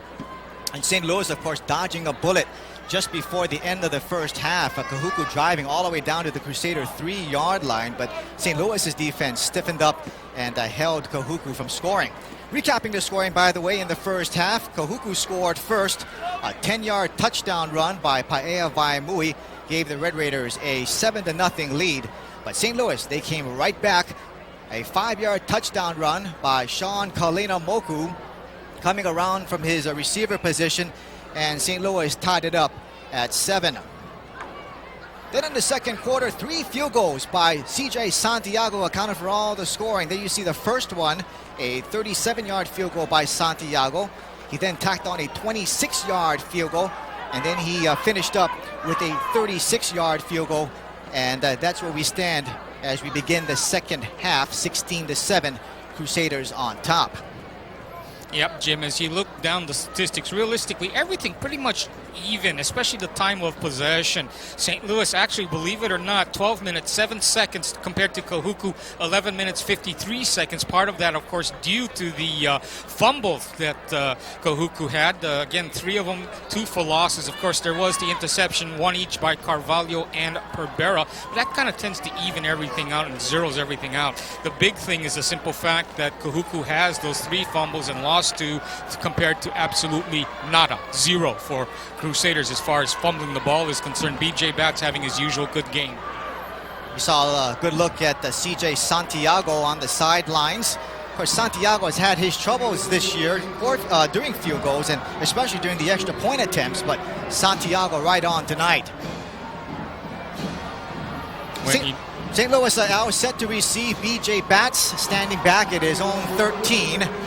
Lau Kavaka tees it up for the Red Raiders. They're just about to kick off, and we're underway, second half, as Kavaka gets the kickoff and Batts takes it at his own 11. Batts looking for blocks, finds a hole. Batts at the 30. He's brought down at the 31. Good return by BJ Batts to start things off for the Crusaders. Yep, St. Louis had a middle return called on that, and Batts just basically followed the blocking and just ran up inside. And if not for the stop there by Kahuku's number 52, that would have been an entirely different situation. Watch it again here, courtesy All Sport. Batts making the good adjustment. There you see the nice wall up front, and he just runs up behind that, and they just start throwing their blocks, and the rest is all Batts. The Crusaders start off 1st and 10 on their own 32-yard line. Keali'i Pereira will hand it off to Batts. Batts with a big hole up the middle. Batts past the 40, up to the 42. So good start on 1st down for the Crusaders.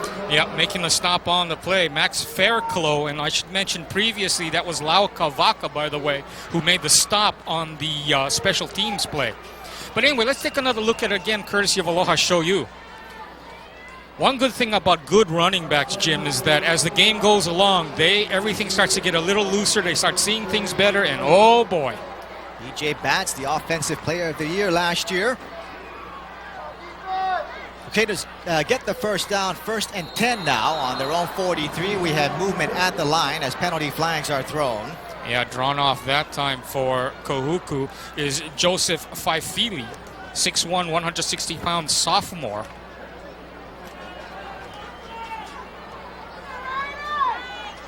You know, penalties is something we've seen quite a few of in the last 2 games on the Kahuku side as we hear the call.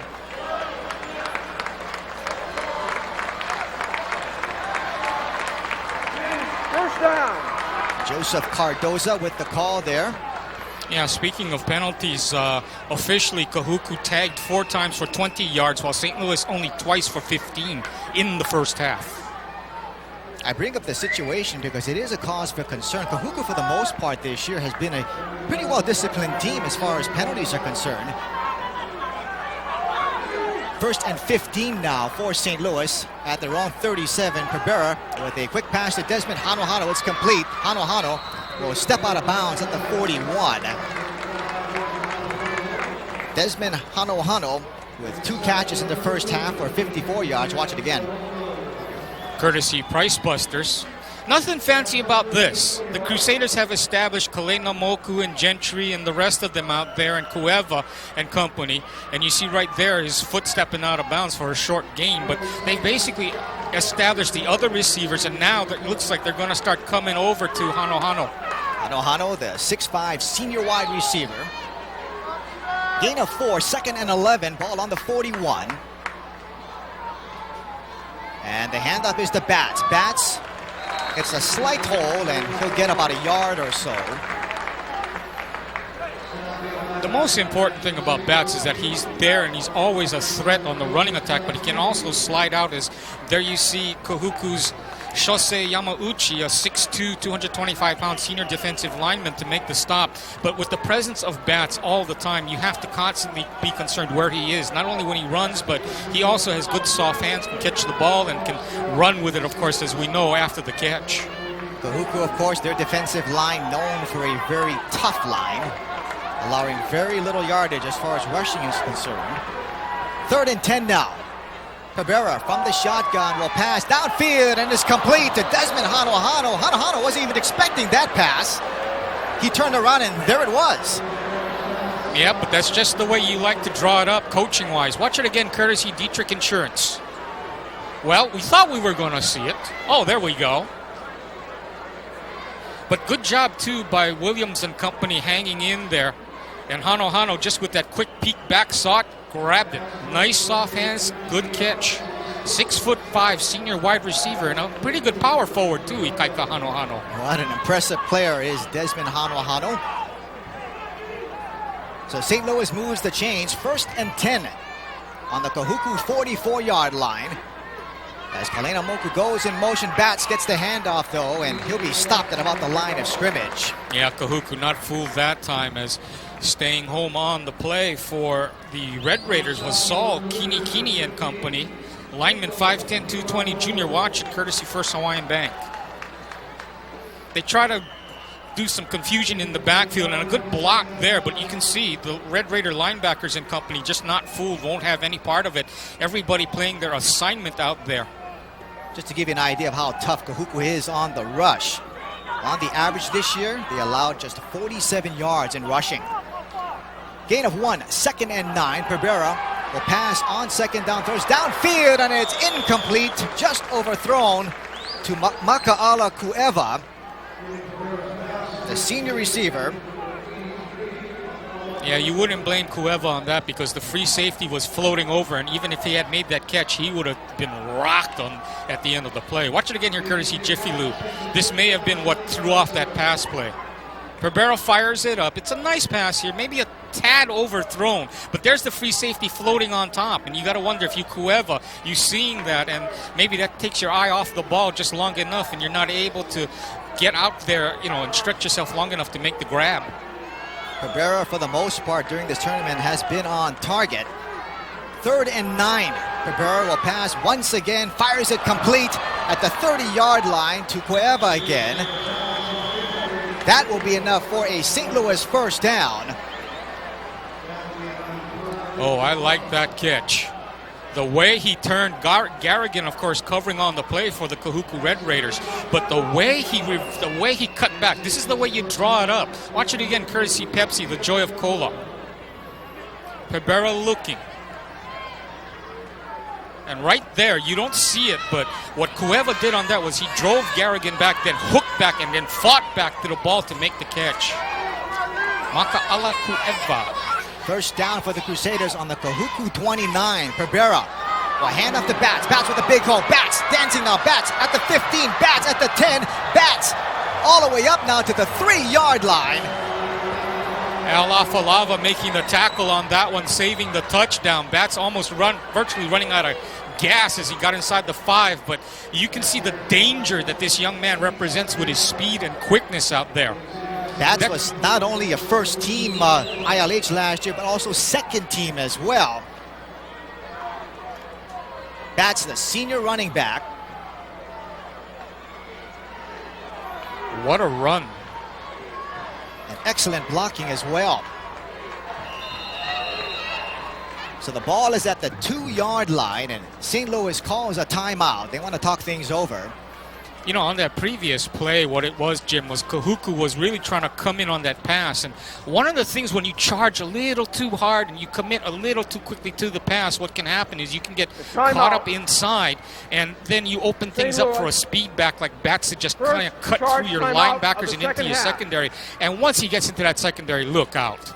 8:33 left here in the third quarter, 16-7. St. Louis on top of Kahuku. Let's take a break. You're watching Aloha Stadium Stars Television Sports.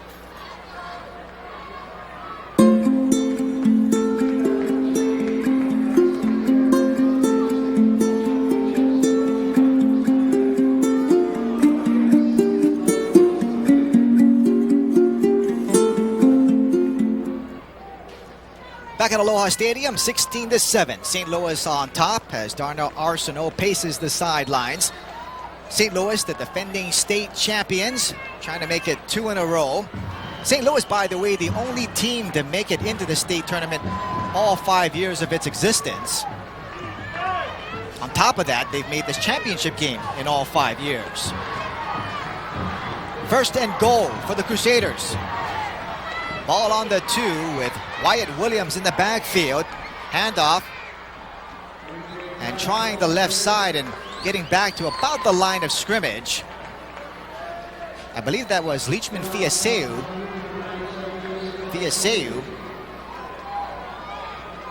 5'7", 225 pounds. Crusaders trying to pound it up in there, but going a little tough with Joseph Faifili, a 6'1", 160-pound sophomore lineman up inside there. Faifili doing a good job, despite it being just a sophomore. No gain on the play, second and goal, and Wyatt Williams leaps into the end zone. Touchdown, St. Louis. Well, if they don't get you one way, the Crusaders get you another. Watch this. Talk about power running. But that was just good blocking. You saw how the hole was there. There was nobody to step in and fill it, nobody to challenge Williams, and he just steps in there and plunges in for the touchdown. Who says you cannot plow your way in a spread offense in a short 1 and goal type of situation? CJ Santiago to tack on the extra point. 7:52 left here in the third quarter, and St. Louis adds to their lead. They now lead at 23-7 over Kahuku. If you're Coach Siaki Levi, on the other hand, on the other side of the field now, though, you cannot panic. What you have to do, basically, is go with the game plan that's won it for you how many times. We'll watch a touchdown here, Menahuni Water replay.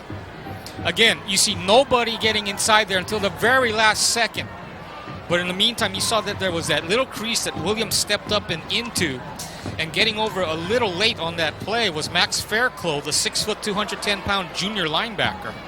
But getting there much too late after Wyatt Williams had already broken the plane of the goal line. Well, as you mentioned, no reason for Kahuku to panic. It's been a pattern of Kahuku playing a slow first half, but they make adjustments at halftime and they come out firing. What they need to do here, I think, is that they have to go to Spencer Hafoka, and then they have to occasionally go outside to Huddy. They've established that they can attack the Saints up the middle for the most part, although St. Louis in the second quarter kind of started to figure things out and started stepping into the gaps and taking away the holes. But what they need to do is, because they've already established that they can come up the middle, maybe try and come wide with Huddy, and then at times either go wide on a reverse to Spencer Hafoka, or just toss him a little 5-yarder and let him run after the catch. For the most part, the Crusader defense has shut down the passing game of Kahuku. Kahuku with just 62 yards in the first half. Santiago kicks it, and it's taken at the 14. Dancing down, getting all the way up to the 30, now up to the 33-yard line is Jacob Lafau. And Lafau a little bit shaken up on that play. And the young man who just scored the touchdown, Wyatt Williams, the 5'8", 197-pound senior running back. Watch it here, the Midas replay makes the stop at the very end here. You see the good blocking up there. Kahuku just laying a hat on it right there. That I do not understand. The guy is down on the middle, and you're basically jumping over him. What he should have done really was either cut to the right or left, wherever there was a lane, rather than simply hopping over the middle like that and falling down. That's not good return type of play. You know, that's the kind of thing you do when you're over on Hoftailing Street and you're playing ball with your friends. That's not what you should be doing on a football field. Make it Al Afalava on that return on the kickoff and not Jacob Lafau. Good news, though, Afalava gets off and getting off under his own power. You saw the fella, by the way, with the Lahala hat. That is Dr. Mark Schlachter, the team doctor up there. They call him the country doctor. This is a guy that will treat you, and if all you can pay him is a couple of fish, hey, he'll take it. He's a good man up there for them. 1st and 10 for the Red Raiders on their own 33-yard line. Carvalho will pass on 1st down, and he tries to hit Spencer Haufoka. His pass is a little bit wide, so Kahuku going to the air immediately on this drive. Yeah, simple square out pattern for Haufoka to the outside to try and let him turn it up and run. Watch it again here, courtesy No Foods of Hawaii. Good protection. You can see what the pass fake does to form the pocket. And there's Haufoka on the simple out pattern. That leaves him more than enough room that if he makes that catch, he can turn it up and take it upfield. But that time the pass just not within his grasp. 2nd and 10 for Kahuku now. As the handoff is to Paea Vaimui. Vaimui with blocks up front, and he'll get up to the 39. Vaimui with a pretty good first half, 11 carries for 62 yards. Good job there, by the way, by Dylan Moss chasing that play down. Watch it here, courtesy Royal Adventure Travel. This is what you want. This is what you really want your linebacker to do. Look, he stays home, comes off the block, doesn't try to fight the block, but just basically stays at home, plays the picket fence, and slides down and stops Vaimui for a minimal gain. Sort of. If you can call 6 yards a minimal gain. Gain of 5. Rather 3rd down and 3. Ball on the 38. The handoff is to Dustin Huddy. Dustin Huddy making his first appearance in this game, and he gets the 1st down and all the way up to the 46-yard line. Dustin Huddy, the senior. As meeting Huddy that time for the Crusaders, stepping in there is Arthur Tupuola, the 6'2", 276-pound senior defensive lineman. Watch it again. Again, the good blocking. Moss that time, though, getting caught up. And that time, good job that time by Tupuola to slide off his block and make the tackle. That's what you want. You don't want to get locked up if you're a defender. 1st and 10 for the Red Raiders. And a big hole for Carvalho. Carvalho with the keeper at the 30. Carvalho at the 20. And he's brought down at the 18-yard line.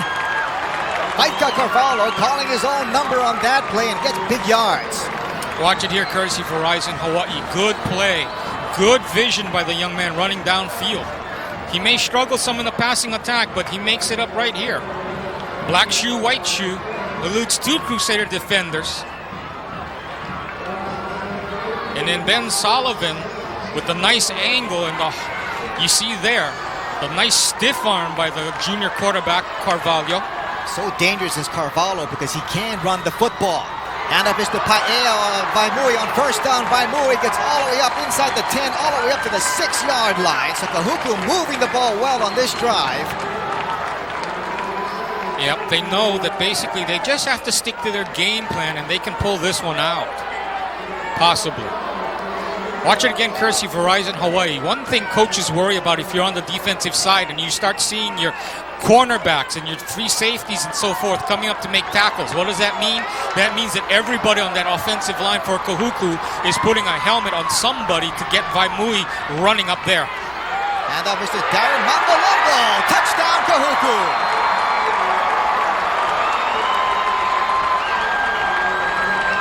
Darren Mangolongo with a 5-yard touchdown run. Watch it again. Courtesy Tanioka's. Watch here.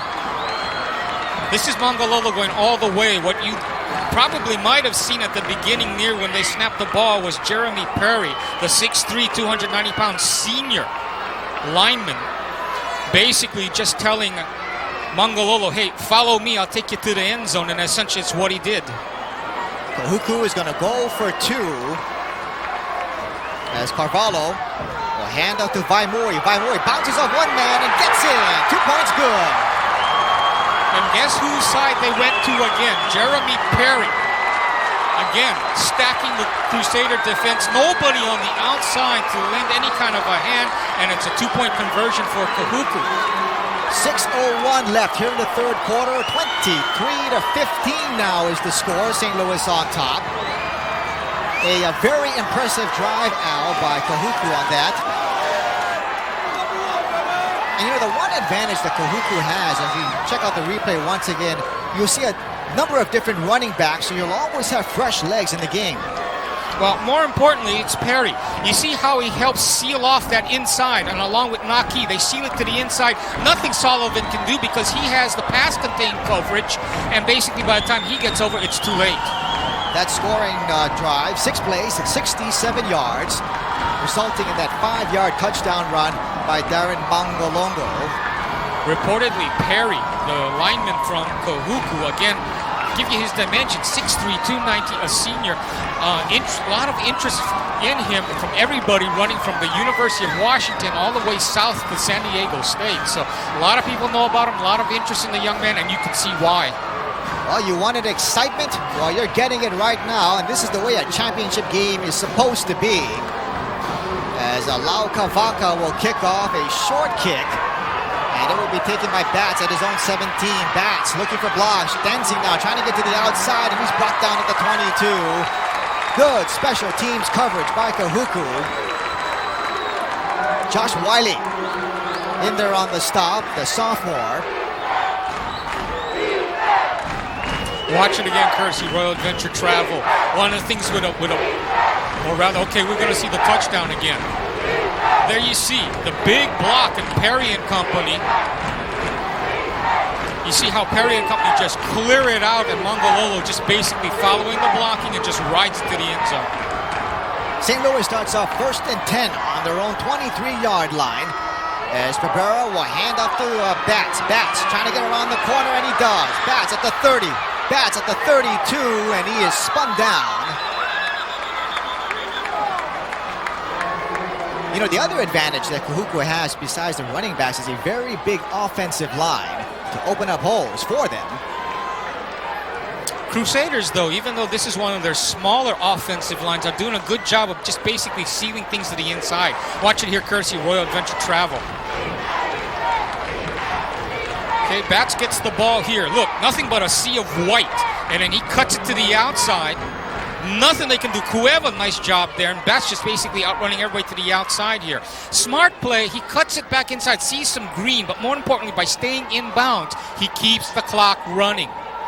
Al Afalava spinning Bats down. Afalava, the junior, 5'11", 175. And the clock momentarily stopping as the Kahuku defense apparently calling for a measurement here to see if this is a first down or not. It will stop the clock temporarily. And they stretch the chain, and it appears to be a Crusader first down. Getting it by half the football, so St. Louis moves the chains once again. That's their 13th first down in the game. Good crowd here at the stadium for this championship game. Just was handed the attendance, 15,061. Well, that still doesn't beat the Kamehameha Waianae. Meantime, the check on the injured player on the sidelines, they're working on him, as you can see there. Apparently, that's basically what happens when you have a cramp. It is somewhat humid this evening. And our score, of course, 23-15 right now, Jim. Bats, by the way, 10 carries for 79 yards. So St. Louis with first down on their own 33. Bats once again with a big hole. Bats past the 45 up to the 49-yard line. So B.J. Bats doing his thing now here in the second half. Yep, that sweep to the outside by Bats. Look what that created. Kahuku spreads wide to try and stop Bats going to the outside. But Bats, with the good vision, reads it up inside, pops out for about a good 15-yard gain on that one. The sign of a good team. When the other team scores, they come right back, and that's what St. Louis is doing. They're driving well. 4:55 left here in the third quarter. St. Louis with an 8-point lead, 23-15. Double wides to both sides. Pereira from under center will hand off to Wyatt Williams this time. Loose ball on the field, and I believe St. Louis recovers it. Donald Fiakowski with the recovery for St. Louis. Watch it again, courtesy Midas. As Darnell Arsenault's heart goes right up into his throat on this. Watch. Here's Williams. Boom. Loses it inside. That's just poor ball handling on his part. And Fiakowski smartly falling on it. As Darnell Arsenault, meantime, finds his heartbeat again. Second down and 6 for the Crusaders. Ball inside Kahuku territory at the 47-yard line. Bats in the backfield now for the Crusaders. Got a handoff now and getting away, and now coming down is Stan Nihipali coming in. And Nihipali in there, Al. You suspect that perhaps they were going to try Nihipali passing downfield after the handoff. Watch it again here.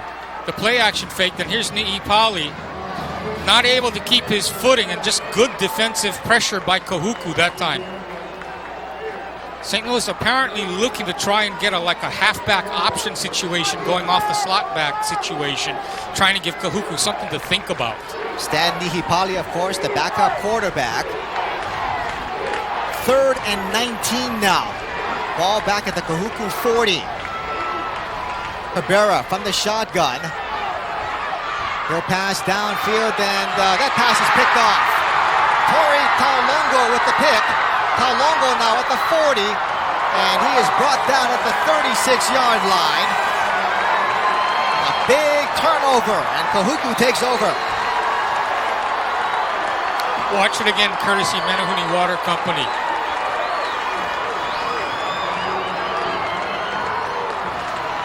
Now, if you're Brett Favre, you get away with something like this, but Kali'i Pereira, I'm sorry, is not Brett Favre. Doesn't have any strength. There's nothing on this pass. It just floats up there like a punt. Well, he was trying to hit Desmond Hano, but again, as you mentioned, that pass well underthrown. Taulogo, what a game he's having. What a state tournament he's having, the senior defensive back. So Kahuku takes over, and Dustin Huddy will run on first down, and he'll get up to the 32, a gain of 4. You know, we didn't see Dustin Huddy at all in the first half. But again, Kahuku rotating their running backs all year long. They go about 4 or 5 deep. Watch it again. Courtesy to Joy Cola, Pepsi. Basic I formation. And there you see the big wide hole. Hey, you could drive the Kahuku team bus through that one. So the momentum shifting now to Kahuku. 2nd and 5 now. Loose ball on the field, and I believe Carvalho falls right back on it. Well, fumbles were a problem last week, Al, against with Kahuku. Watch it again. 9 fumbles last week. Courtesy Jiffy Lube. But some changes that they've made in that Kahuku offensive line, and so they're not used to snapping the ball. You actually have a young man who's played offensive guard now playing center, and that I believe is number 66, Josh Smith. Actually a defensive lineman. 3rd and 5 now. Carvalho from under center will hand off to Vaimui. Vaimui with the big hole. Vaimui breaks free now. Vaimui at the 10, at the 5, all the way up to the 3-yard line. Boy, and a touchdown saving tackle by Tani Nahalia. But boy, what a run by Ea Vaimui. Did you see that hole open up by the offensive line? Nahalia, all of 5'8", 171, a junior. Watch it again here. Courtesy Jiffy Lube. Dylan Moss being occupied at the moment. Pono Vieira on the ground. And finally, here comes Nahalia to wrestle the Vaimui to the ground. But you saw just that power blocking up front by Kahuku. 1st and goal for the Red Raiders at the 2. Handoff and getting into the end zone. Touchdown, and it's Dustin Huddy.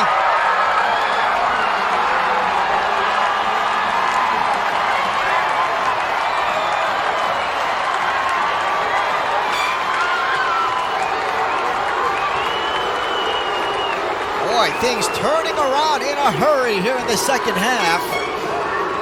Kahuku closing the gap in a hurry. Watch it again. Courtesy First Hawaiian Bank. Again, they come to Jeremy Perry's side of the line. Look how they just seal it. And Naki just leading him in, but no chance there for the Crusaders at all. As Jeremy Perry and his line mates. Kahuku will go for two and try to tie this score up. Cavallo with play action, and his pass is incomplete right through the hands of Simoti Vea. So the two-point conversion fails. 1:19 left here in the third quarter, but Kahuku has narrowed the gap. They now trail at 23-21. First Hawaiian Bank, watch the two-point conversion here. They get everything blocked with the nice pressure. And Nahalea and company a little late getting over there, but the bottom line was that pressure on Carvalho made him throw it before his receiver was set to grab it. And now you see the two-point difference there. Oh, special teams makes all the difference in the world right now. The Crusaders clinging to that two-point lead. Although I have to, we don't necessarily like to question the coach's call, but when you're running as well as they are and Perry was sealing things up, why would you want to go to the air?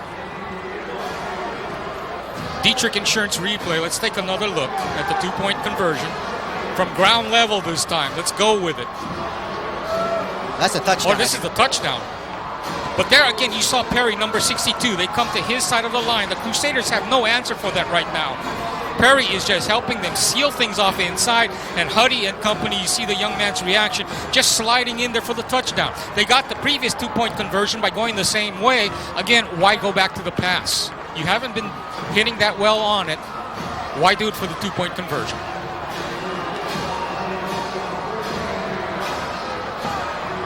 St. Louis now will try to get the momentum back on their side. It's clearly turned around now as Lau Kavaka gets the kickoff off. And it's taken by one of the upmen at the 20. That's Jared Silva, the senior, and he brings it back to the 34. Sophomore defensive back, 5'8", 183 sophomore. I thought momentarily he might have stepped out at the 20, but apparently they're going to say that he was inbounds and was able to bring that ball back. St. Louis riding an 8-game winning streak. They lost their first game of the year to Kamehameha, but since then they've won everything else. Crusaders start off 1st and 10 on their own 34. Trips to the far side. Rivera will hand off to Bats. Bats with the room to run, and he'll get up to the 42.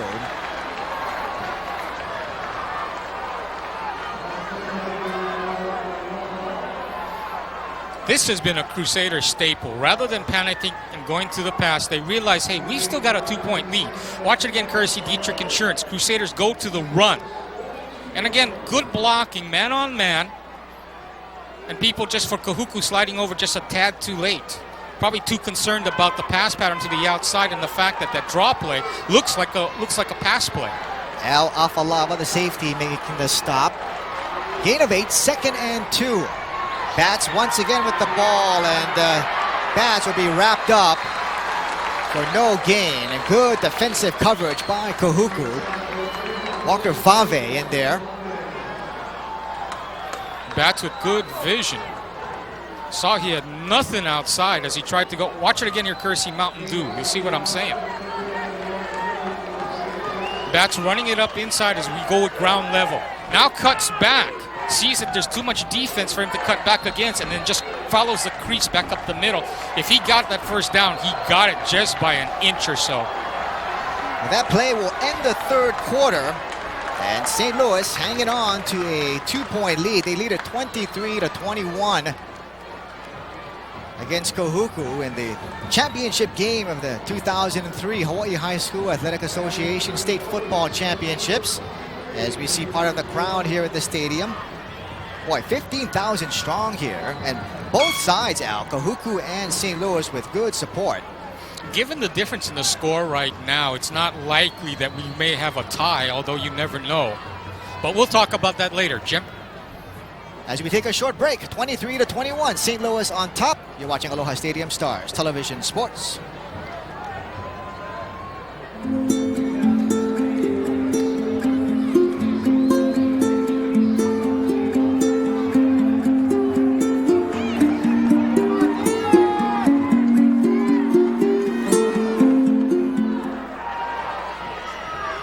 for the fourth quarter. St. Louis leading it 23-21. And St. Louis on first down, make it third down rather, will hand it up on the run. I believe that was Cabrera that kept the ball, and he'll get the first down on that. Lost his hat in the process, but I want to mention back about what I said, given the point differential right now of a 2-point margin for St. Louis. Right now, it obviously does not bode well for the possibility of a tied game, but should it go to a tie, we have been told that we will go to the overtime period to decide a winner. Jim Oshiro, Al Morikami, Mike Bazell from Aloha Stadium. Glad you could join us.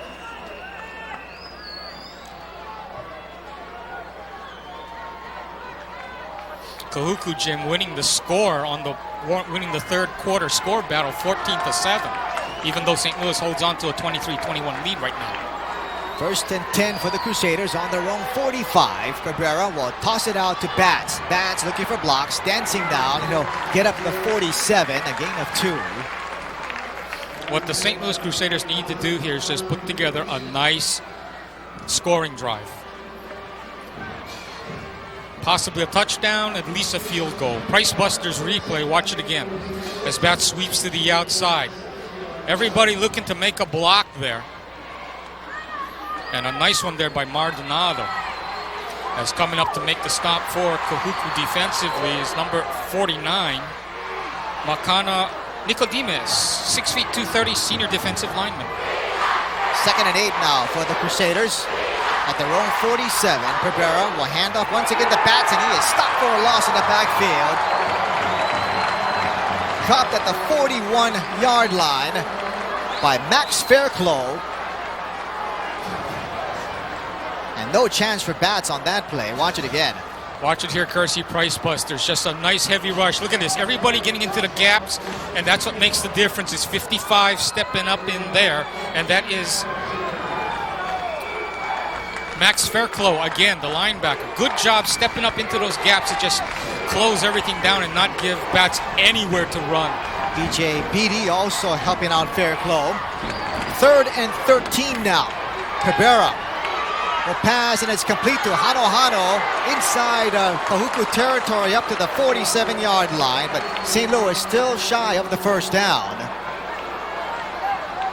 Decision time here early in the fourth quarter for Darnell Arsenault with 9:49 to go in the ball game and holding on to a 2-point lead. Watch it again here, courtesy Aloha Show You. Good pass blocking. Kelly Cabrera doing a good job with his pre-snap reads. You can see the young man having to look through and around his offensive linemen to find his receivers. That's why the pre-snap read for this offense is so very important. He's getting the job done pretty much this evening. St. Louis was going to punt the ball off, but then Darnell Arsenault changes his mind. They're going to go for it now on fourth down. No, I see what they're trying to do, Jim, was just basically see if they could draw Kahuku off, get the 5-yard penalty. If they did not get it, then call timeout, put CJ Santiago in, punt, and play defense, and just hope you can stuff that Kahuku running attack. 23-21. St. Louis leading here in the fourth quarter. St. Louis got to this championship game by beating Mililani in the quarterfinals 47-12, and then last week they manhandled Baldwin 48-6. Kahuku got there here by beating Kauai in the first game quarterfinal 41-3, and then last week they beat up on Farrington 35-7. Yep, we've got someone on the sideline documenting this game for history. Now, if you're CJ Santiago, of course, in this situation, even though you wouldn't want to necessarily give Kahuku a free 20 yards, still, I would say punt it away, drive it as deep as you can. If you reach the end zone, fine. What you don't want is to give Kahuku any more emotional lift via a return. Tori Taulogo set to receive the punt from CJ Santiago. Santiago with a good leg. High snap from center, but Santiago able to get a nice booming punt off. And Kahuku will let the ball bounce. Takes the Kahuku bounce and taking the ball at the 24 and bringing it up a couple of yards is Walker Vave. Ovave didn't expect the ball to bounce back to him, but when it did, he made a play on it and got 2 or 3 yards out of it. Yeah, that's not what you want if you're the Crusader special teams. Watch it again here, courtesy All Sport. It starts, of course, with this very bad snap. And Santiago being 6'3", luckily is able to hold on to that. That could have spelled real disaster for St. Louis. And then the bounce of the ball going just the wrong way, and then Vave, the ball contacting him, he has no choice but to go ahead and pick it up. Red Raiders will hand up to Vaimui on first down. Vaimui breaks a couple of tackles, has the first down, and gets up to the 41-yard line. So Paea Vaimui having a great game. Vaimui with 108 yards so far. Watch it again. Courtesy Verizon Hawaii. Vaimui, you can see just good blocking to the outside, good reading.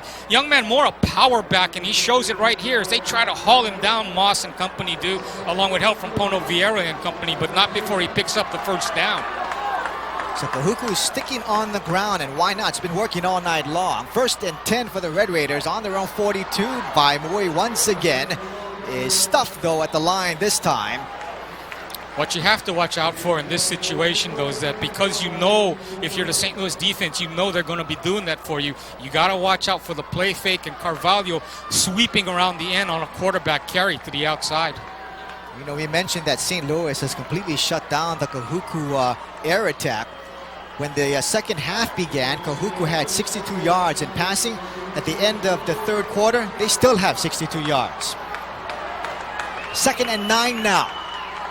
Ball on the 43, handoff and trying the left side and getting up to the 46-yard line. I believe that was Vaimui again. And again, no surprise there. Jeremy Perry on that side. And they run away from the heart of that Crusader defense, which is Tavita Thompson and company. There's Tyson Alualu. But on the other side, if you're Kahuku at this point, you do not want to score too early. St. Louis can drive that ball down the field by the pass on just one play, as we've seen. So what Kahuku needs to do here, basically, is take their time. There's 7:32 remaining in the ball game. What they need to do is take their time at this point. 7:26 left here in the game. Handoff. Or rather a fake handoff, and the pass is intercepted. Picked off by Kael Monti. Monti, the senior defensive back, picks it off, and St. Louis takes over. They call this the Sam position. Watch it again, courtesy Taniokas. And Spencer Hafoka, and just as I figured coming into this game that St. Louis would do, put Montiel on top of Spencer Hafoka, and you tell him wherever Hafoka goes, you go with him. Kael Monte, the senior, 5'9", 162, gives the ball right back to the Crusaders. Now St. Louis needs to be careful with this. They're leading only by 2 points. Crusaders with great field position, and we'll have penalty flags as we have movement on the line.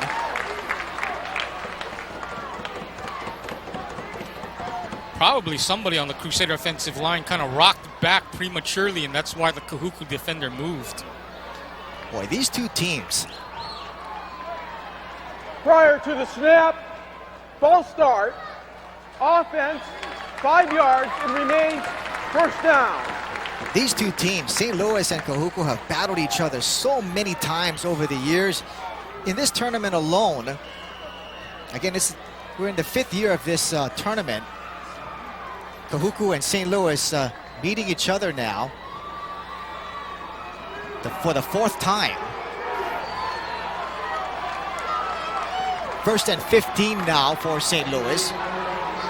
Ball back at the 48 now, as Batts will get the handoff, and he's wrapped up at the midfield.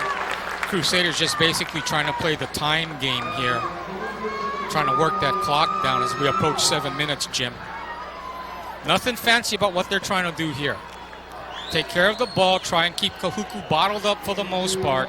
And right now, if you're Coach Siaki Levi, you've got to be wondering what's going on.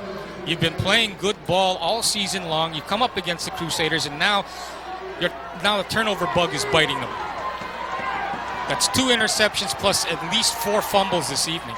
2nd and 13 as Ribeiro will pass down the sidelines. He has Hano with the catch, and Hano is brought out of bounds at the 18-yard line. First down, St. Louis. Big play there. Keali'i Pereira hooking up with Desmond Hanohano. Yeah, if there's one thing you cannot coach, it's height. Watch it again here, courtesy Royal Adventure Travel. Pereira going to the airwaves here. Gets good time back there. And there's Hanohano completely wide open down the sidelines. Hard to believe they would let him go like that. Hanohano with a knack of finding an opening someplace and making a big catch.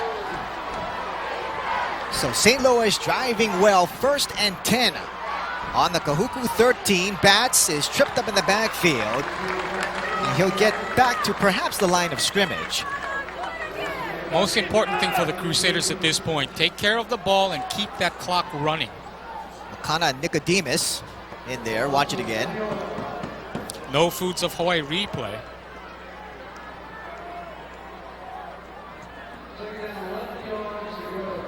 Again, Kahuku just sending everything but the kitchen sink to stop bats up inside there.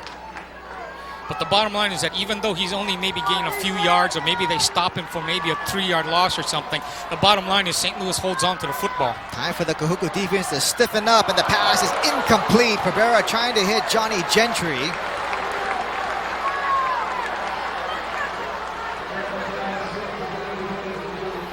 Good job by Kahuku there. Yeah, Pereira that time looking at Gentry all the way, watching your courtesy, No Foods.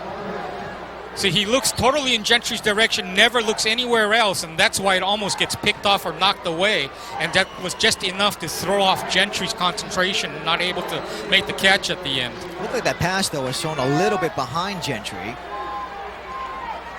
Well, the bottom line was a simple fact that the defender crossing across like that can throw your whole concentration off, and you're just not able to hold on to it if it comes your way. 3rd and 11 now. Pereira from shotgun will pass downfield, and it's incomplete. Racing down the far sidelines was Maka'ala Kueva. Simple fade pattern. Throw it in the only place where nobody else can get it. As Pereira loads up, fires, and drops this one right, tries to drop it right into the pocket of Maka'ala Kueva, but just a little too far for him on that one. 5:45 left here in the game. CJ Santiago will try a 36-yard field goal attempt. The kick is up, and the kick is good.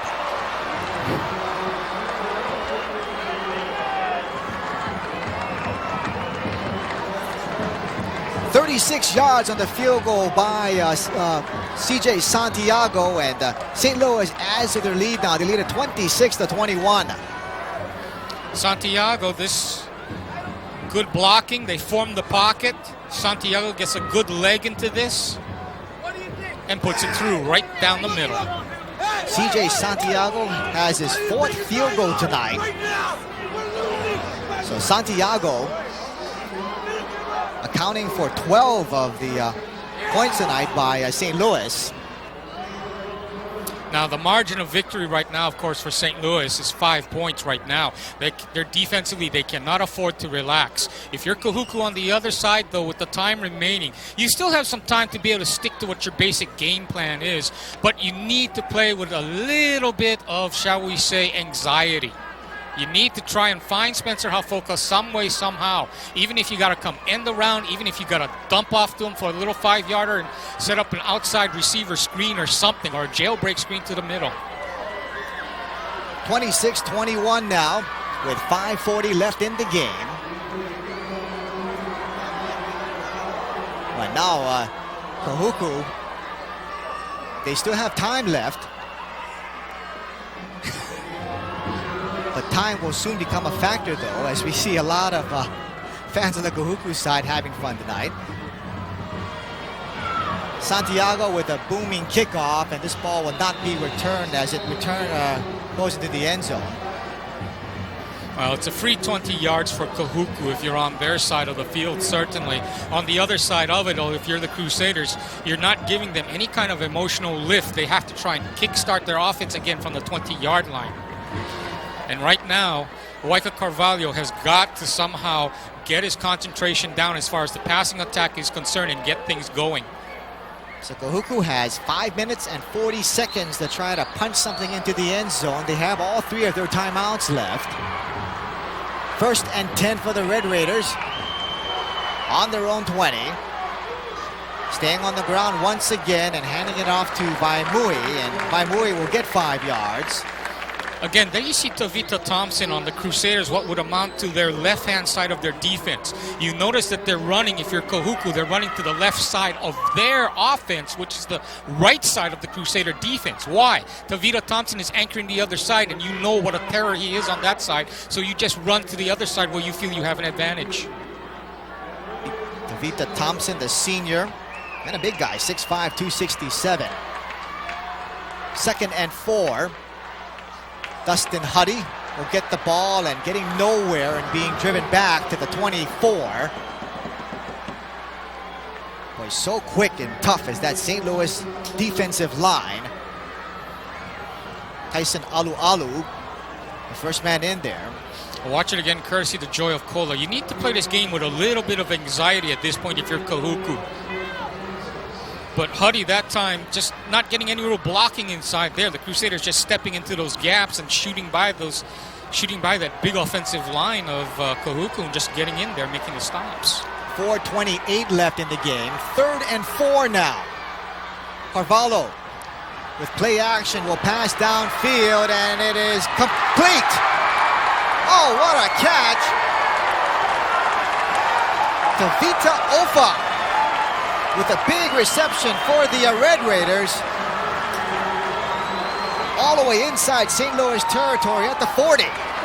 Watch it again here, courtesy Jiffy Lube. This is what I said. Carvalho has to get his concentration and his confidence back. And he needs to get that ball out. But instead of Hafoko, of course, they come out to Ofa. And a good job of going up over the top of Ben Sullivan to make that catch. Sullivan wanting to say that, hey, he was out of bounds, but referee says he's inbounds and it's a catch. I believe that's the first catch tonight for the senior receiver. So Kahuku will keep the ball on the ground on 1st down as Huddy gets the ball. Dylan Moss making the initial contact and then also coming in there to help. Also number 40 for the Crusaders, Jared Silva. Watch it again here. Good cutback by Huddy right off the start. But Silva, having none of it, stays right in there to make the stop. 3:43 left in the game. Time is now a factor for the Red Raiders, but again, they have all 3 of their timeouts. Again, the presence of Tavita Thompson, too, on that play gave very little blocking to the outside for Huddy and company. Timeout. Kahuku. And Kahuku will burn one of their timeouts. First charge, timeout of the half. 3:33 left in the game. And the Red Raiders trail by 5, 26-21. If you're St. Louis at this point, you have only one thought in your mind that you need to stop, and that's to keep Spencer Hafoka from catching a pass and breaking this game open for them. Or I should actually say retaking the lead for Kahuku, which they had early in the first quarter. Again, for the most part, St. Louis has completely shut down the Kahuku passing attack. We haven't heard Hafoka's name too much in this game. You still need to come to him, though, every so often, because as good as someone like Monte is covering him, you still need to occasionally come back to him because he is your game breaker. He is the one that can make things happen for you out there. Yes, you have Ofa. Yes, you have Finau. But the bottom line is you need to get it to Hafoka, who can make big plays and make them in a hurry, which is what they need right now with 3:33 remaining in the ball game and trailing by 5. 2nd and 9. Huddy bounces off one man, and he'll get up to the 37. 3:27 left in the game. So Kahuku faces a big 3rd down situation now. Oh boy, this is not good. Huddy cramping up in this situation. Huddy a little bit shaken up now. Huddy has had a great state tournament coming into this game. 23 carries for 174 yards and a couple of touchdowns. You see Huddy limping off there. Yeah, that's more the kind of limp you have when you're cramping up in your back of your calf muscle. It is, again, like I say, a somewhat warm this evening, rather somewhat humid for a winter evening here in Honolulu. Kahuku trying to reclaim the state crown once again. Kahuku won the crown back in 2000 and 2001. 3rd and 7, big third down play. As Carvalho will try option, he'll keep the ball now, and he is wrapped up. Oh, what great defense by the Crusaders on that play. Carvalho getting nothing.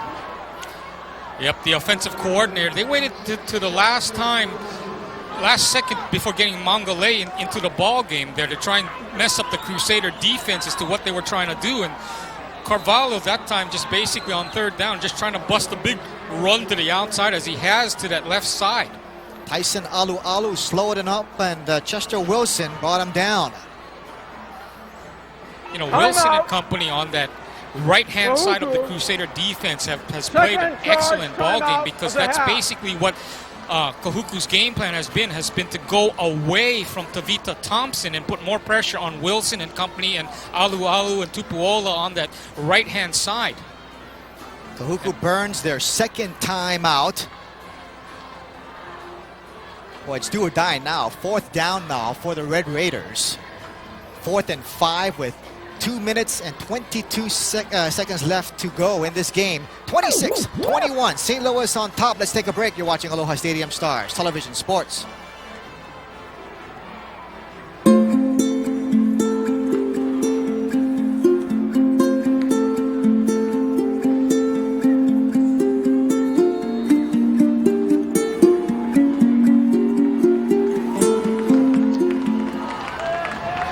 Back at Aloha Stadium, big 4th down play now for the Red Raiders. 4th and 5, 2:22 left in the game. They trail it 26-21. Carvalho from under center. They'll hand out to Darren Mangalongo. Mangalongo will fall short of the 1st down.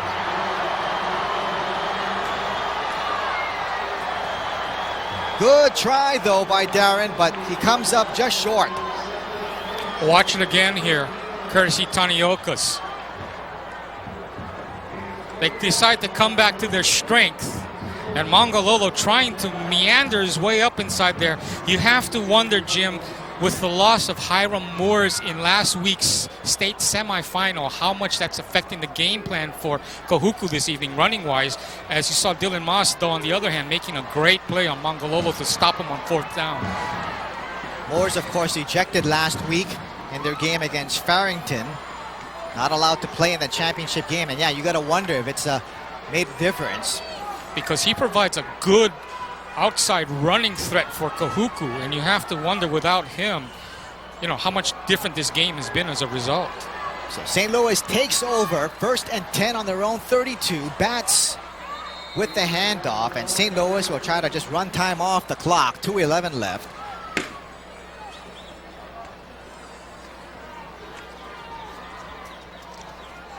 You know, if this score holds up, Al, what a year this has been for the Crusaders under their 2nd head coach in as many years. And you got to wonder about some of the pressure that was on Darnell Arsenault.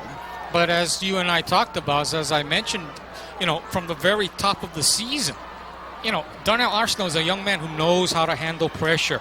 You know, he has been through so much in his 26 years, you know. 2nd and 8. And St. Louis staying on the ground as Bats gets the ball once again, and he'll get nowhere. Arsenault trying to become the only guy to not only win a Prep Bowl title or a state title, but also become the first coach to win a state title. Watch it again, courtesy Royal Adventure Travel. Bats little sojourn into the line here, but the most important thing is to hold on to the ball. Timeout of the half. Shosei Yamauchi and company coming up to make the stop on him, but the important thing basically is to get that clock running and hold on to that football and burn the remaining minute 24 left on the clock. But again, going back to what I was talking about with Coach Darnell Arsenault, I have seen him play on the football field, on the basketball court, and I can tell you, nobody can handle pressure better than this fella can. Arsenault was involved in 3 state championships when he played for the Crusaders back in the mid-90s. And, you know, people wondered about whether Arsenault could lead the team in spite of not having any head coaching experience. But as he's mentioned before, you know, being a quarterback, you're kind of a coach on the field anyway.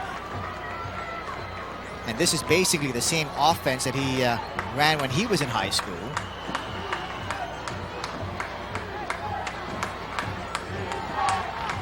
Yeah, now the question becomes, if the Crusaders can hold on to this minute 24, Jim, who becomes our Aloha Stadium Stars player of the game? Do you go with Santiago for the 4 field goals, or, well, we'll just have to see, huh? Well, he has accounted for 12 points, as we said earlier. 3rd and 9. Bats with the ball once again, and he trips at the line of scrimmage, and he's brought down.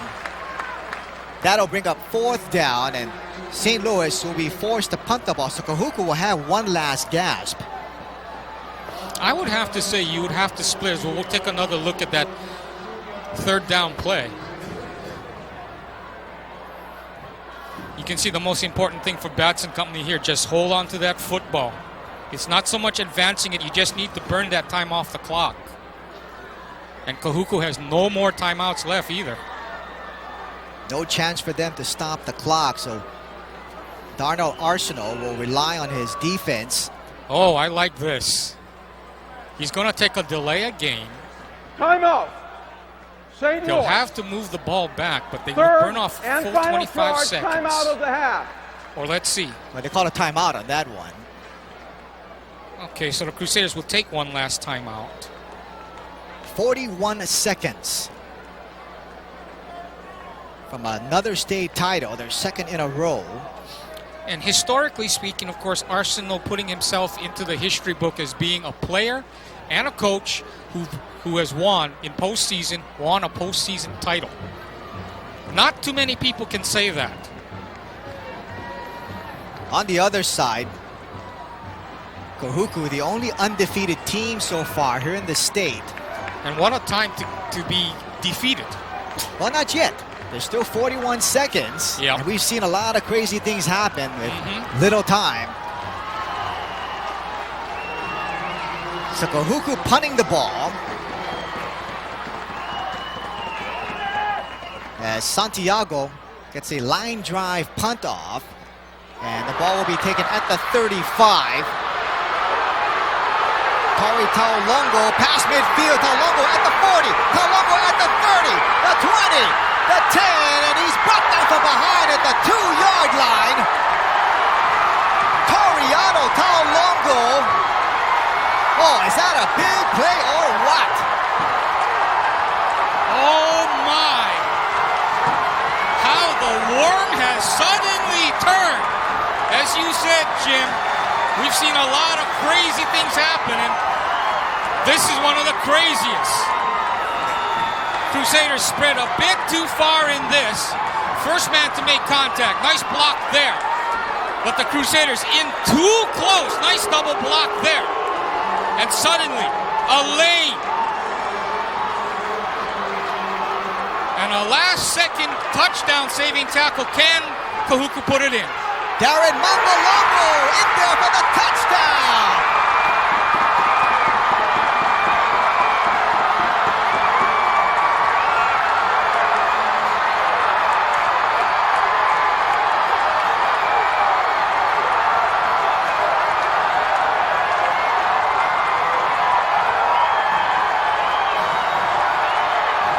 When the Red Raiders needed a play, they got it. And that's how things have been all year long for Kahuku.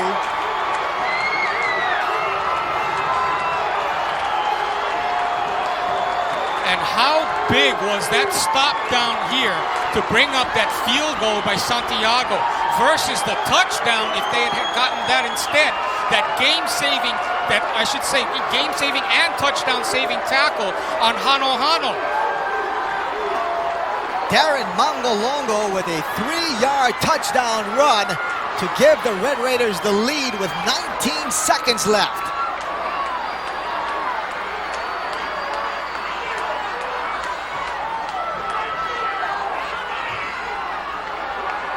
27-26 is our score. Michael Tuia trying to tag on the extra point and give Kahuku a 2-point lead. And I believe we're going to have a delay of game penalty called against Kahuku. Oh, what a turn of events. Good ball, foul. Delay of game. Here late in the game. 5 yards.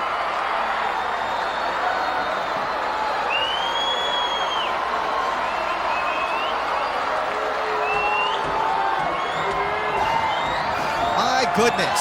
It looked like the Crusaders had it all wrapped up. They led by 5. They got the ball back with just over 2 minutes left. But all they had to do was run down the clock. Kahuku burned up all of their timeouts, but Kahuku's defense forced St. Louis to punt. Now they're going to go for 2 points here, Jim. Why? Because St. Louis still has 19 seconds on the clock. They get a Santiago field goal, we go to overtime. Dead ball foul. So they want to make it as difficult as possible for the Crusaders. If they don't get this, St. Louis kicks the ball, or if they kick for the extra point, St. Louis can still come down. There's still 19 seconds left. They can still kick a field goal and win this game by 1. Yeah, 1 point would only put the Red Raiders up by 1. This 2-point conversion, if successful, will give them a 3-point lead. So the best St. Louis can do if they drive all the way downfield and they're not able to get a touchdown is kick a field goal to tie the game.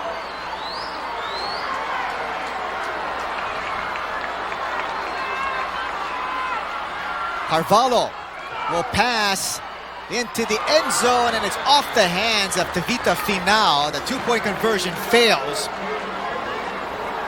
So with 19 seconds left in the game, Kahuku with a 1-point lead, 27-26 over St. Louis. Aloha show you, taste the flavors of Aloha. This very similar to that play that they ran for Tevita Finau when they beat Kailua in the OAA Championship 6-0. Finau tipping the ball to himself in that game.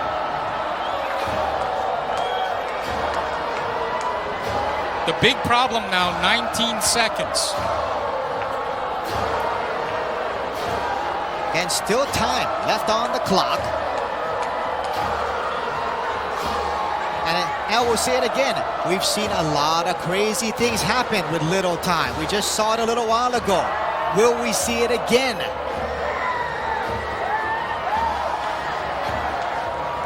Now, Crusaders have Sullivan back, and they're putting most of their hands team up front on this kickoff. I do not see BJ back. It's Sullivan back deep at about the 15, Jim.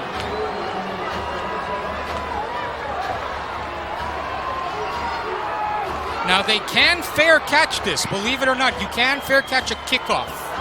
Kavaka keeps it on the ground, and it's taken at the 35. It's a good job by Kahuku trying to keep the ball out of the hands of the deep man, prevent any kind of big returns. Penalty flags on the field on the kickoff.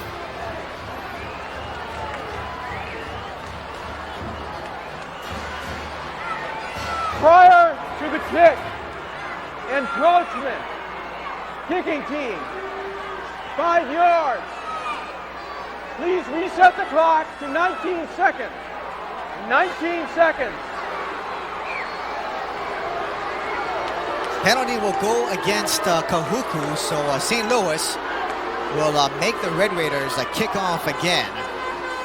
Kahuku trying to win their 3rd state title under Siowaki Levi. And boy, a victory in this game would just cap off an amazing year by the Red Raiders. The Red Raiders bouncing back from a 6-3 record last year. Jim, if everything stays as is right now, And we end the game this way with Kahuku pulling out this last-second win. I got to say, our player of the game has to be a players of the game, the Kahuku defense. Oh, yeah. They did the job tonight. As Kavaka will once again keep it on the ground, and it's taken by Dylan Moss. Moss will now toss it back to Bats. Bats still on his feet, now trying to get to the other side, has some blocks. Bats at the 40. Bats will be dragged out of bounds at the 47-yard line, and then we have a late penalty flag thrown. 7 seconds left in the game. St. Louis still has a chance. Watch here, Dylan Moss, as they execute something similar to that Carolina Panthers ball game, which originated with Cal Stanford. But Bats here with the good vision, but time running out. He has no timeouts. Some good backside blocking there on the return. And Bats almost has himself a lane right here, if not for this last stop. And then there's the personal foul. They already had him out of bounds. Foul on the kicking team. As making that late hit was Keola Silva, the 5'11", 170-pound senior defensive back. 7 seconds left on the clock, Jim. Gotta see what happens here. St. Louis, remember, just has to get into field goal range for CJ Santiago. And in fact, they're not even going to waste any time. Santiago will try the field goal right now with 7 seconds left. And boy, Al, check this out. A 55-yard attempt by CJ Santiago. Now, he has the leg for it. The question, does he have the accuracy? Boy, it all comes down to this. There's the kick, and this ball is going to fall well short, but we have penalty flags thrown.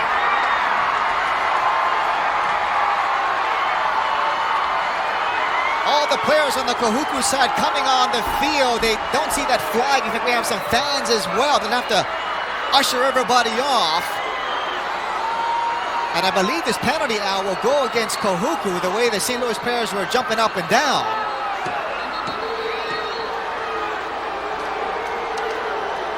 Boy, Al, what else can happen in this game?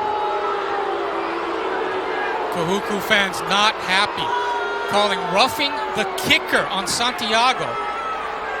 Now, being a personal foul is a matter of was it running into or roughing the kicker. Running is 5 yards, roughing is 15. And you put it well, and you put it just on the cusp of Santiago's effective range. Personal foul. Roughing the kicker. On the defense. First down. Personal foul called against Kahuku gives St. Louis one more shot. Now this will be a much better shot, I should say, for CJ Santiago. The unfortunate part is that that field goal attempt earlier would have fallen well short. Now, instead of a 55-yard attempt, Santiago will try a 40-yard attempt. Angle from the left. Here's the game right here. Santiago's kick falls short. No good. Off to the right.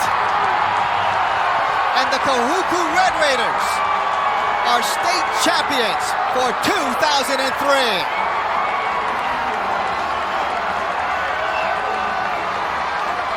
Watch it again here, courtesy First Hawaiian Bank.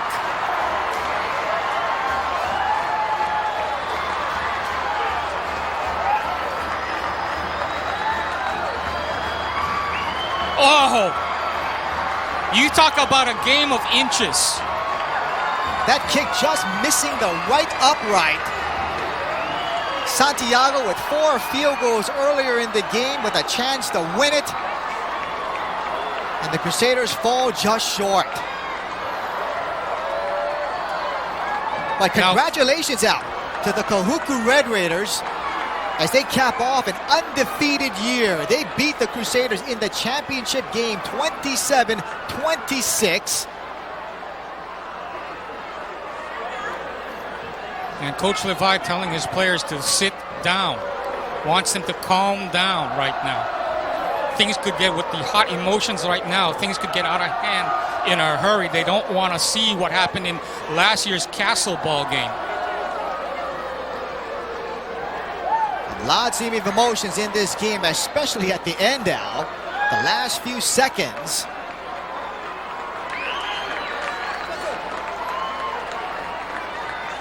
Boy, you couldn't have asked for a better championship game than this. Now you saw on that last field goal, of course, Santiago being knocked down, okay?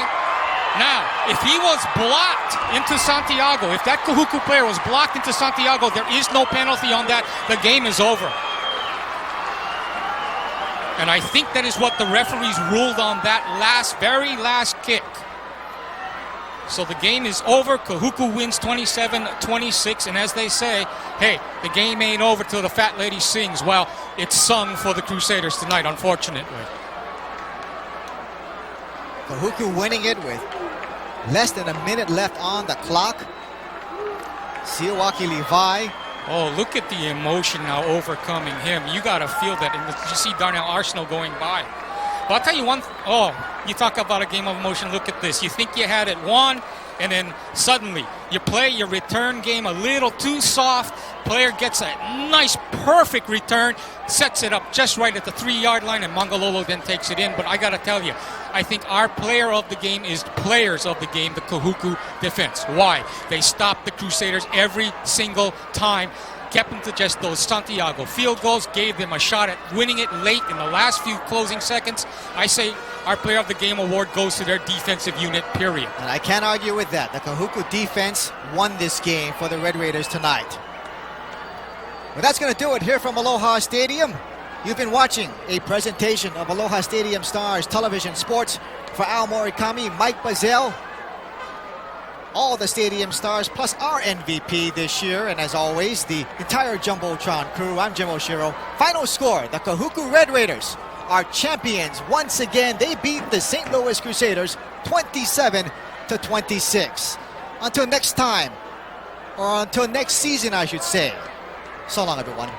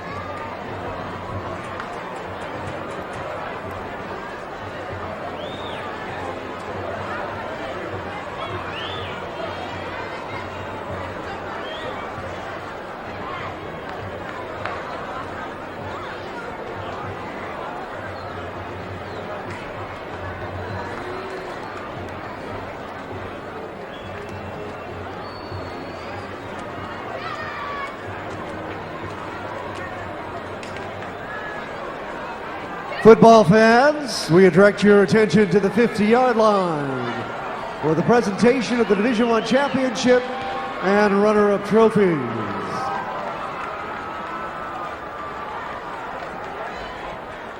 Representing the title sponsor, First Hawaiian Bank, are Brad Harrison and Ray Mook. At this time, the runner-up trophy is presented to the St. Louis Crusaders.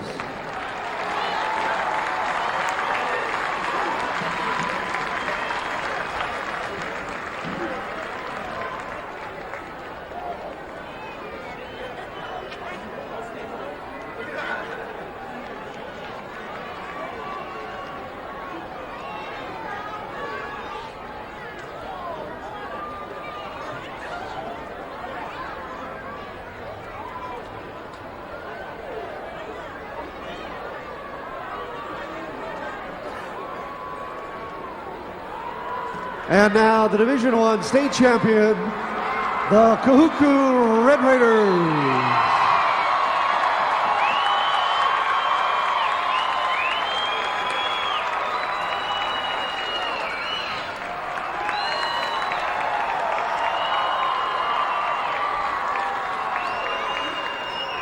Football fans, let's give a warm round of applause to these two fine teams for their outstanding season.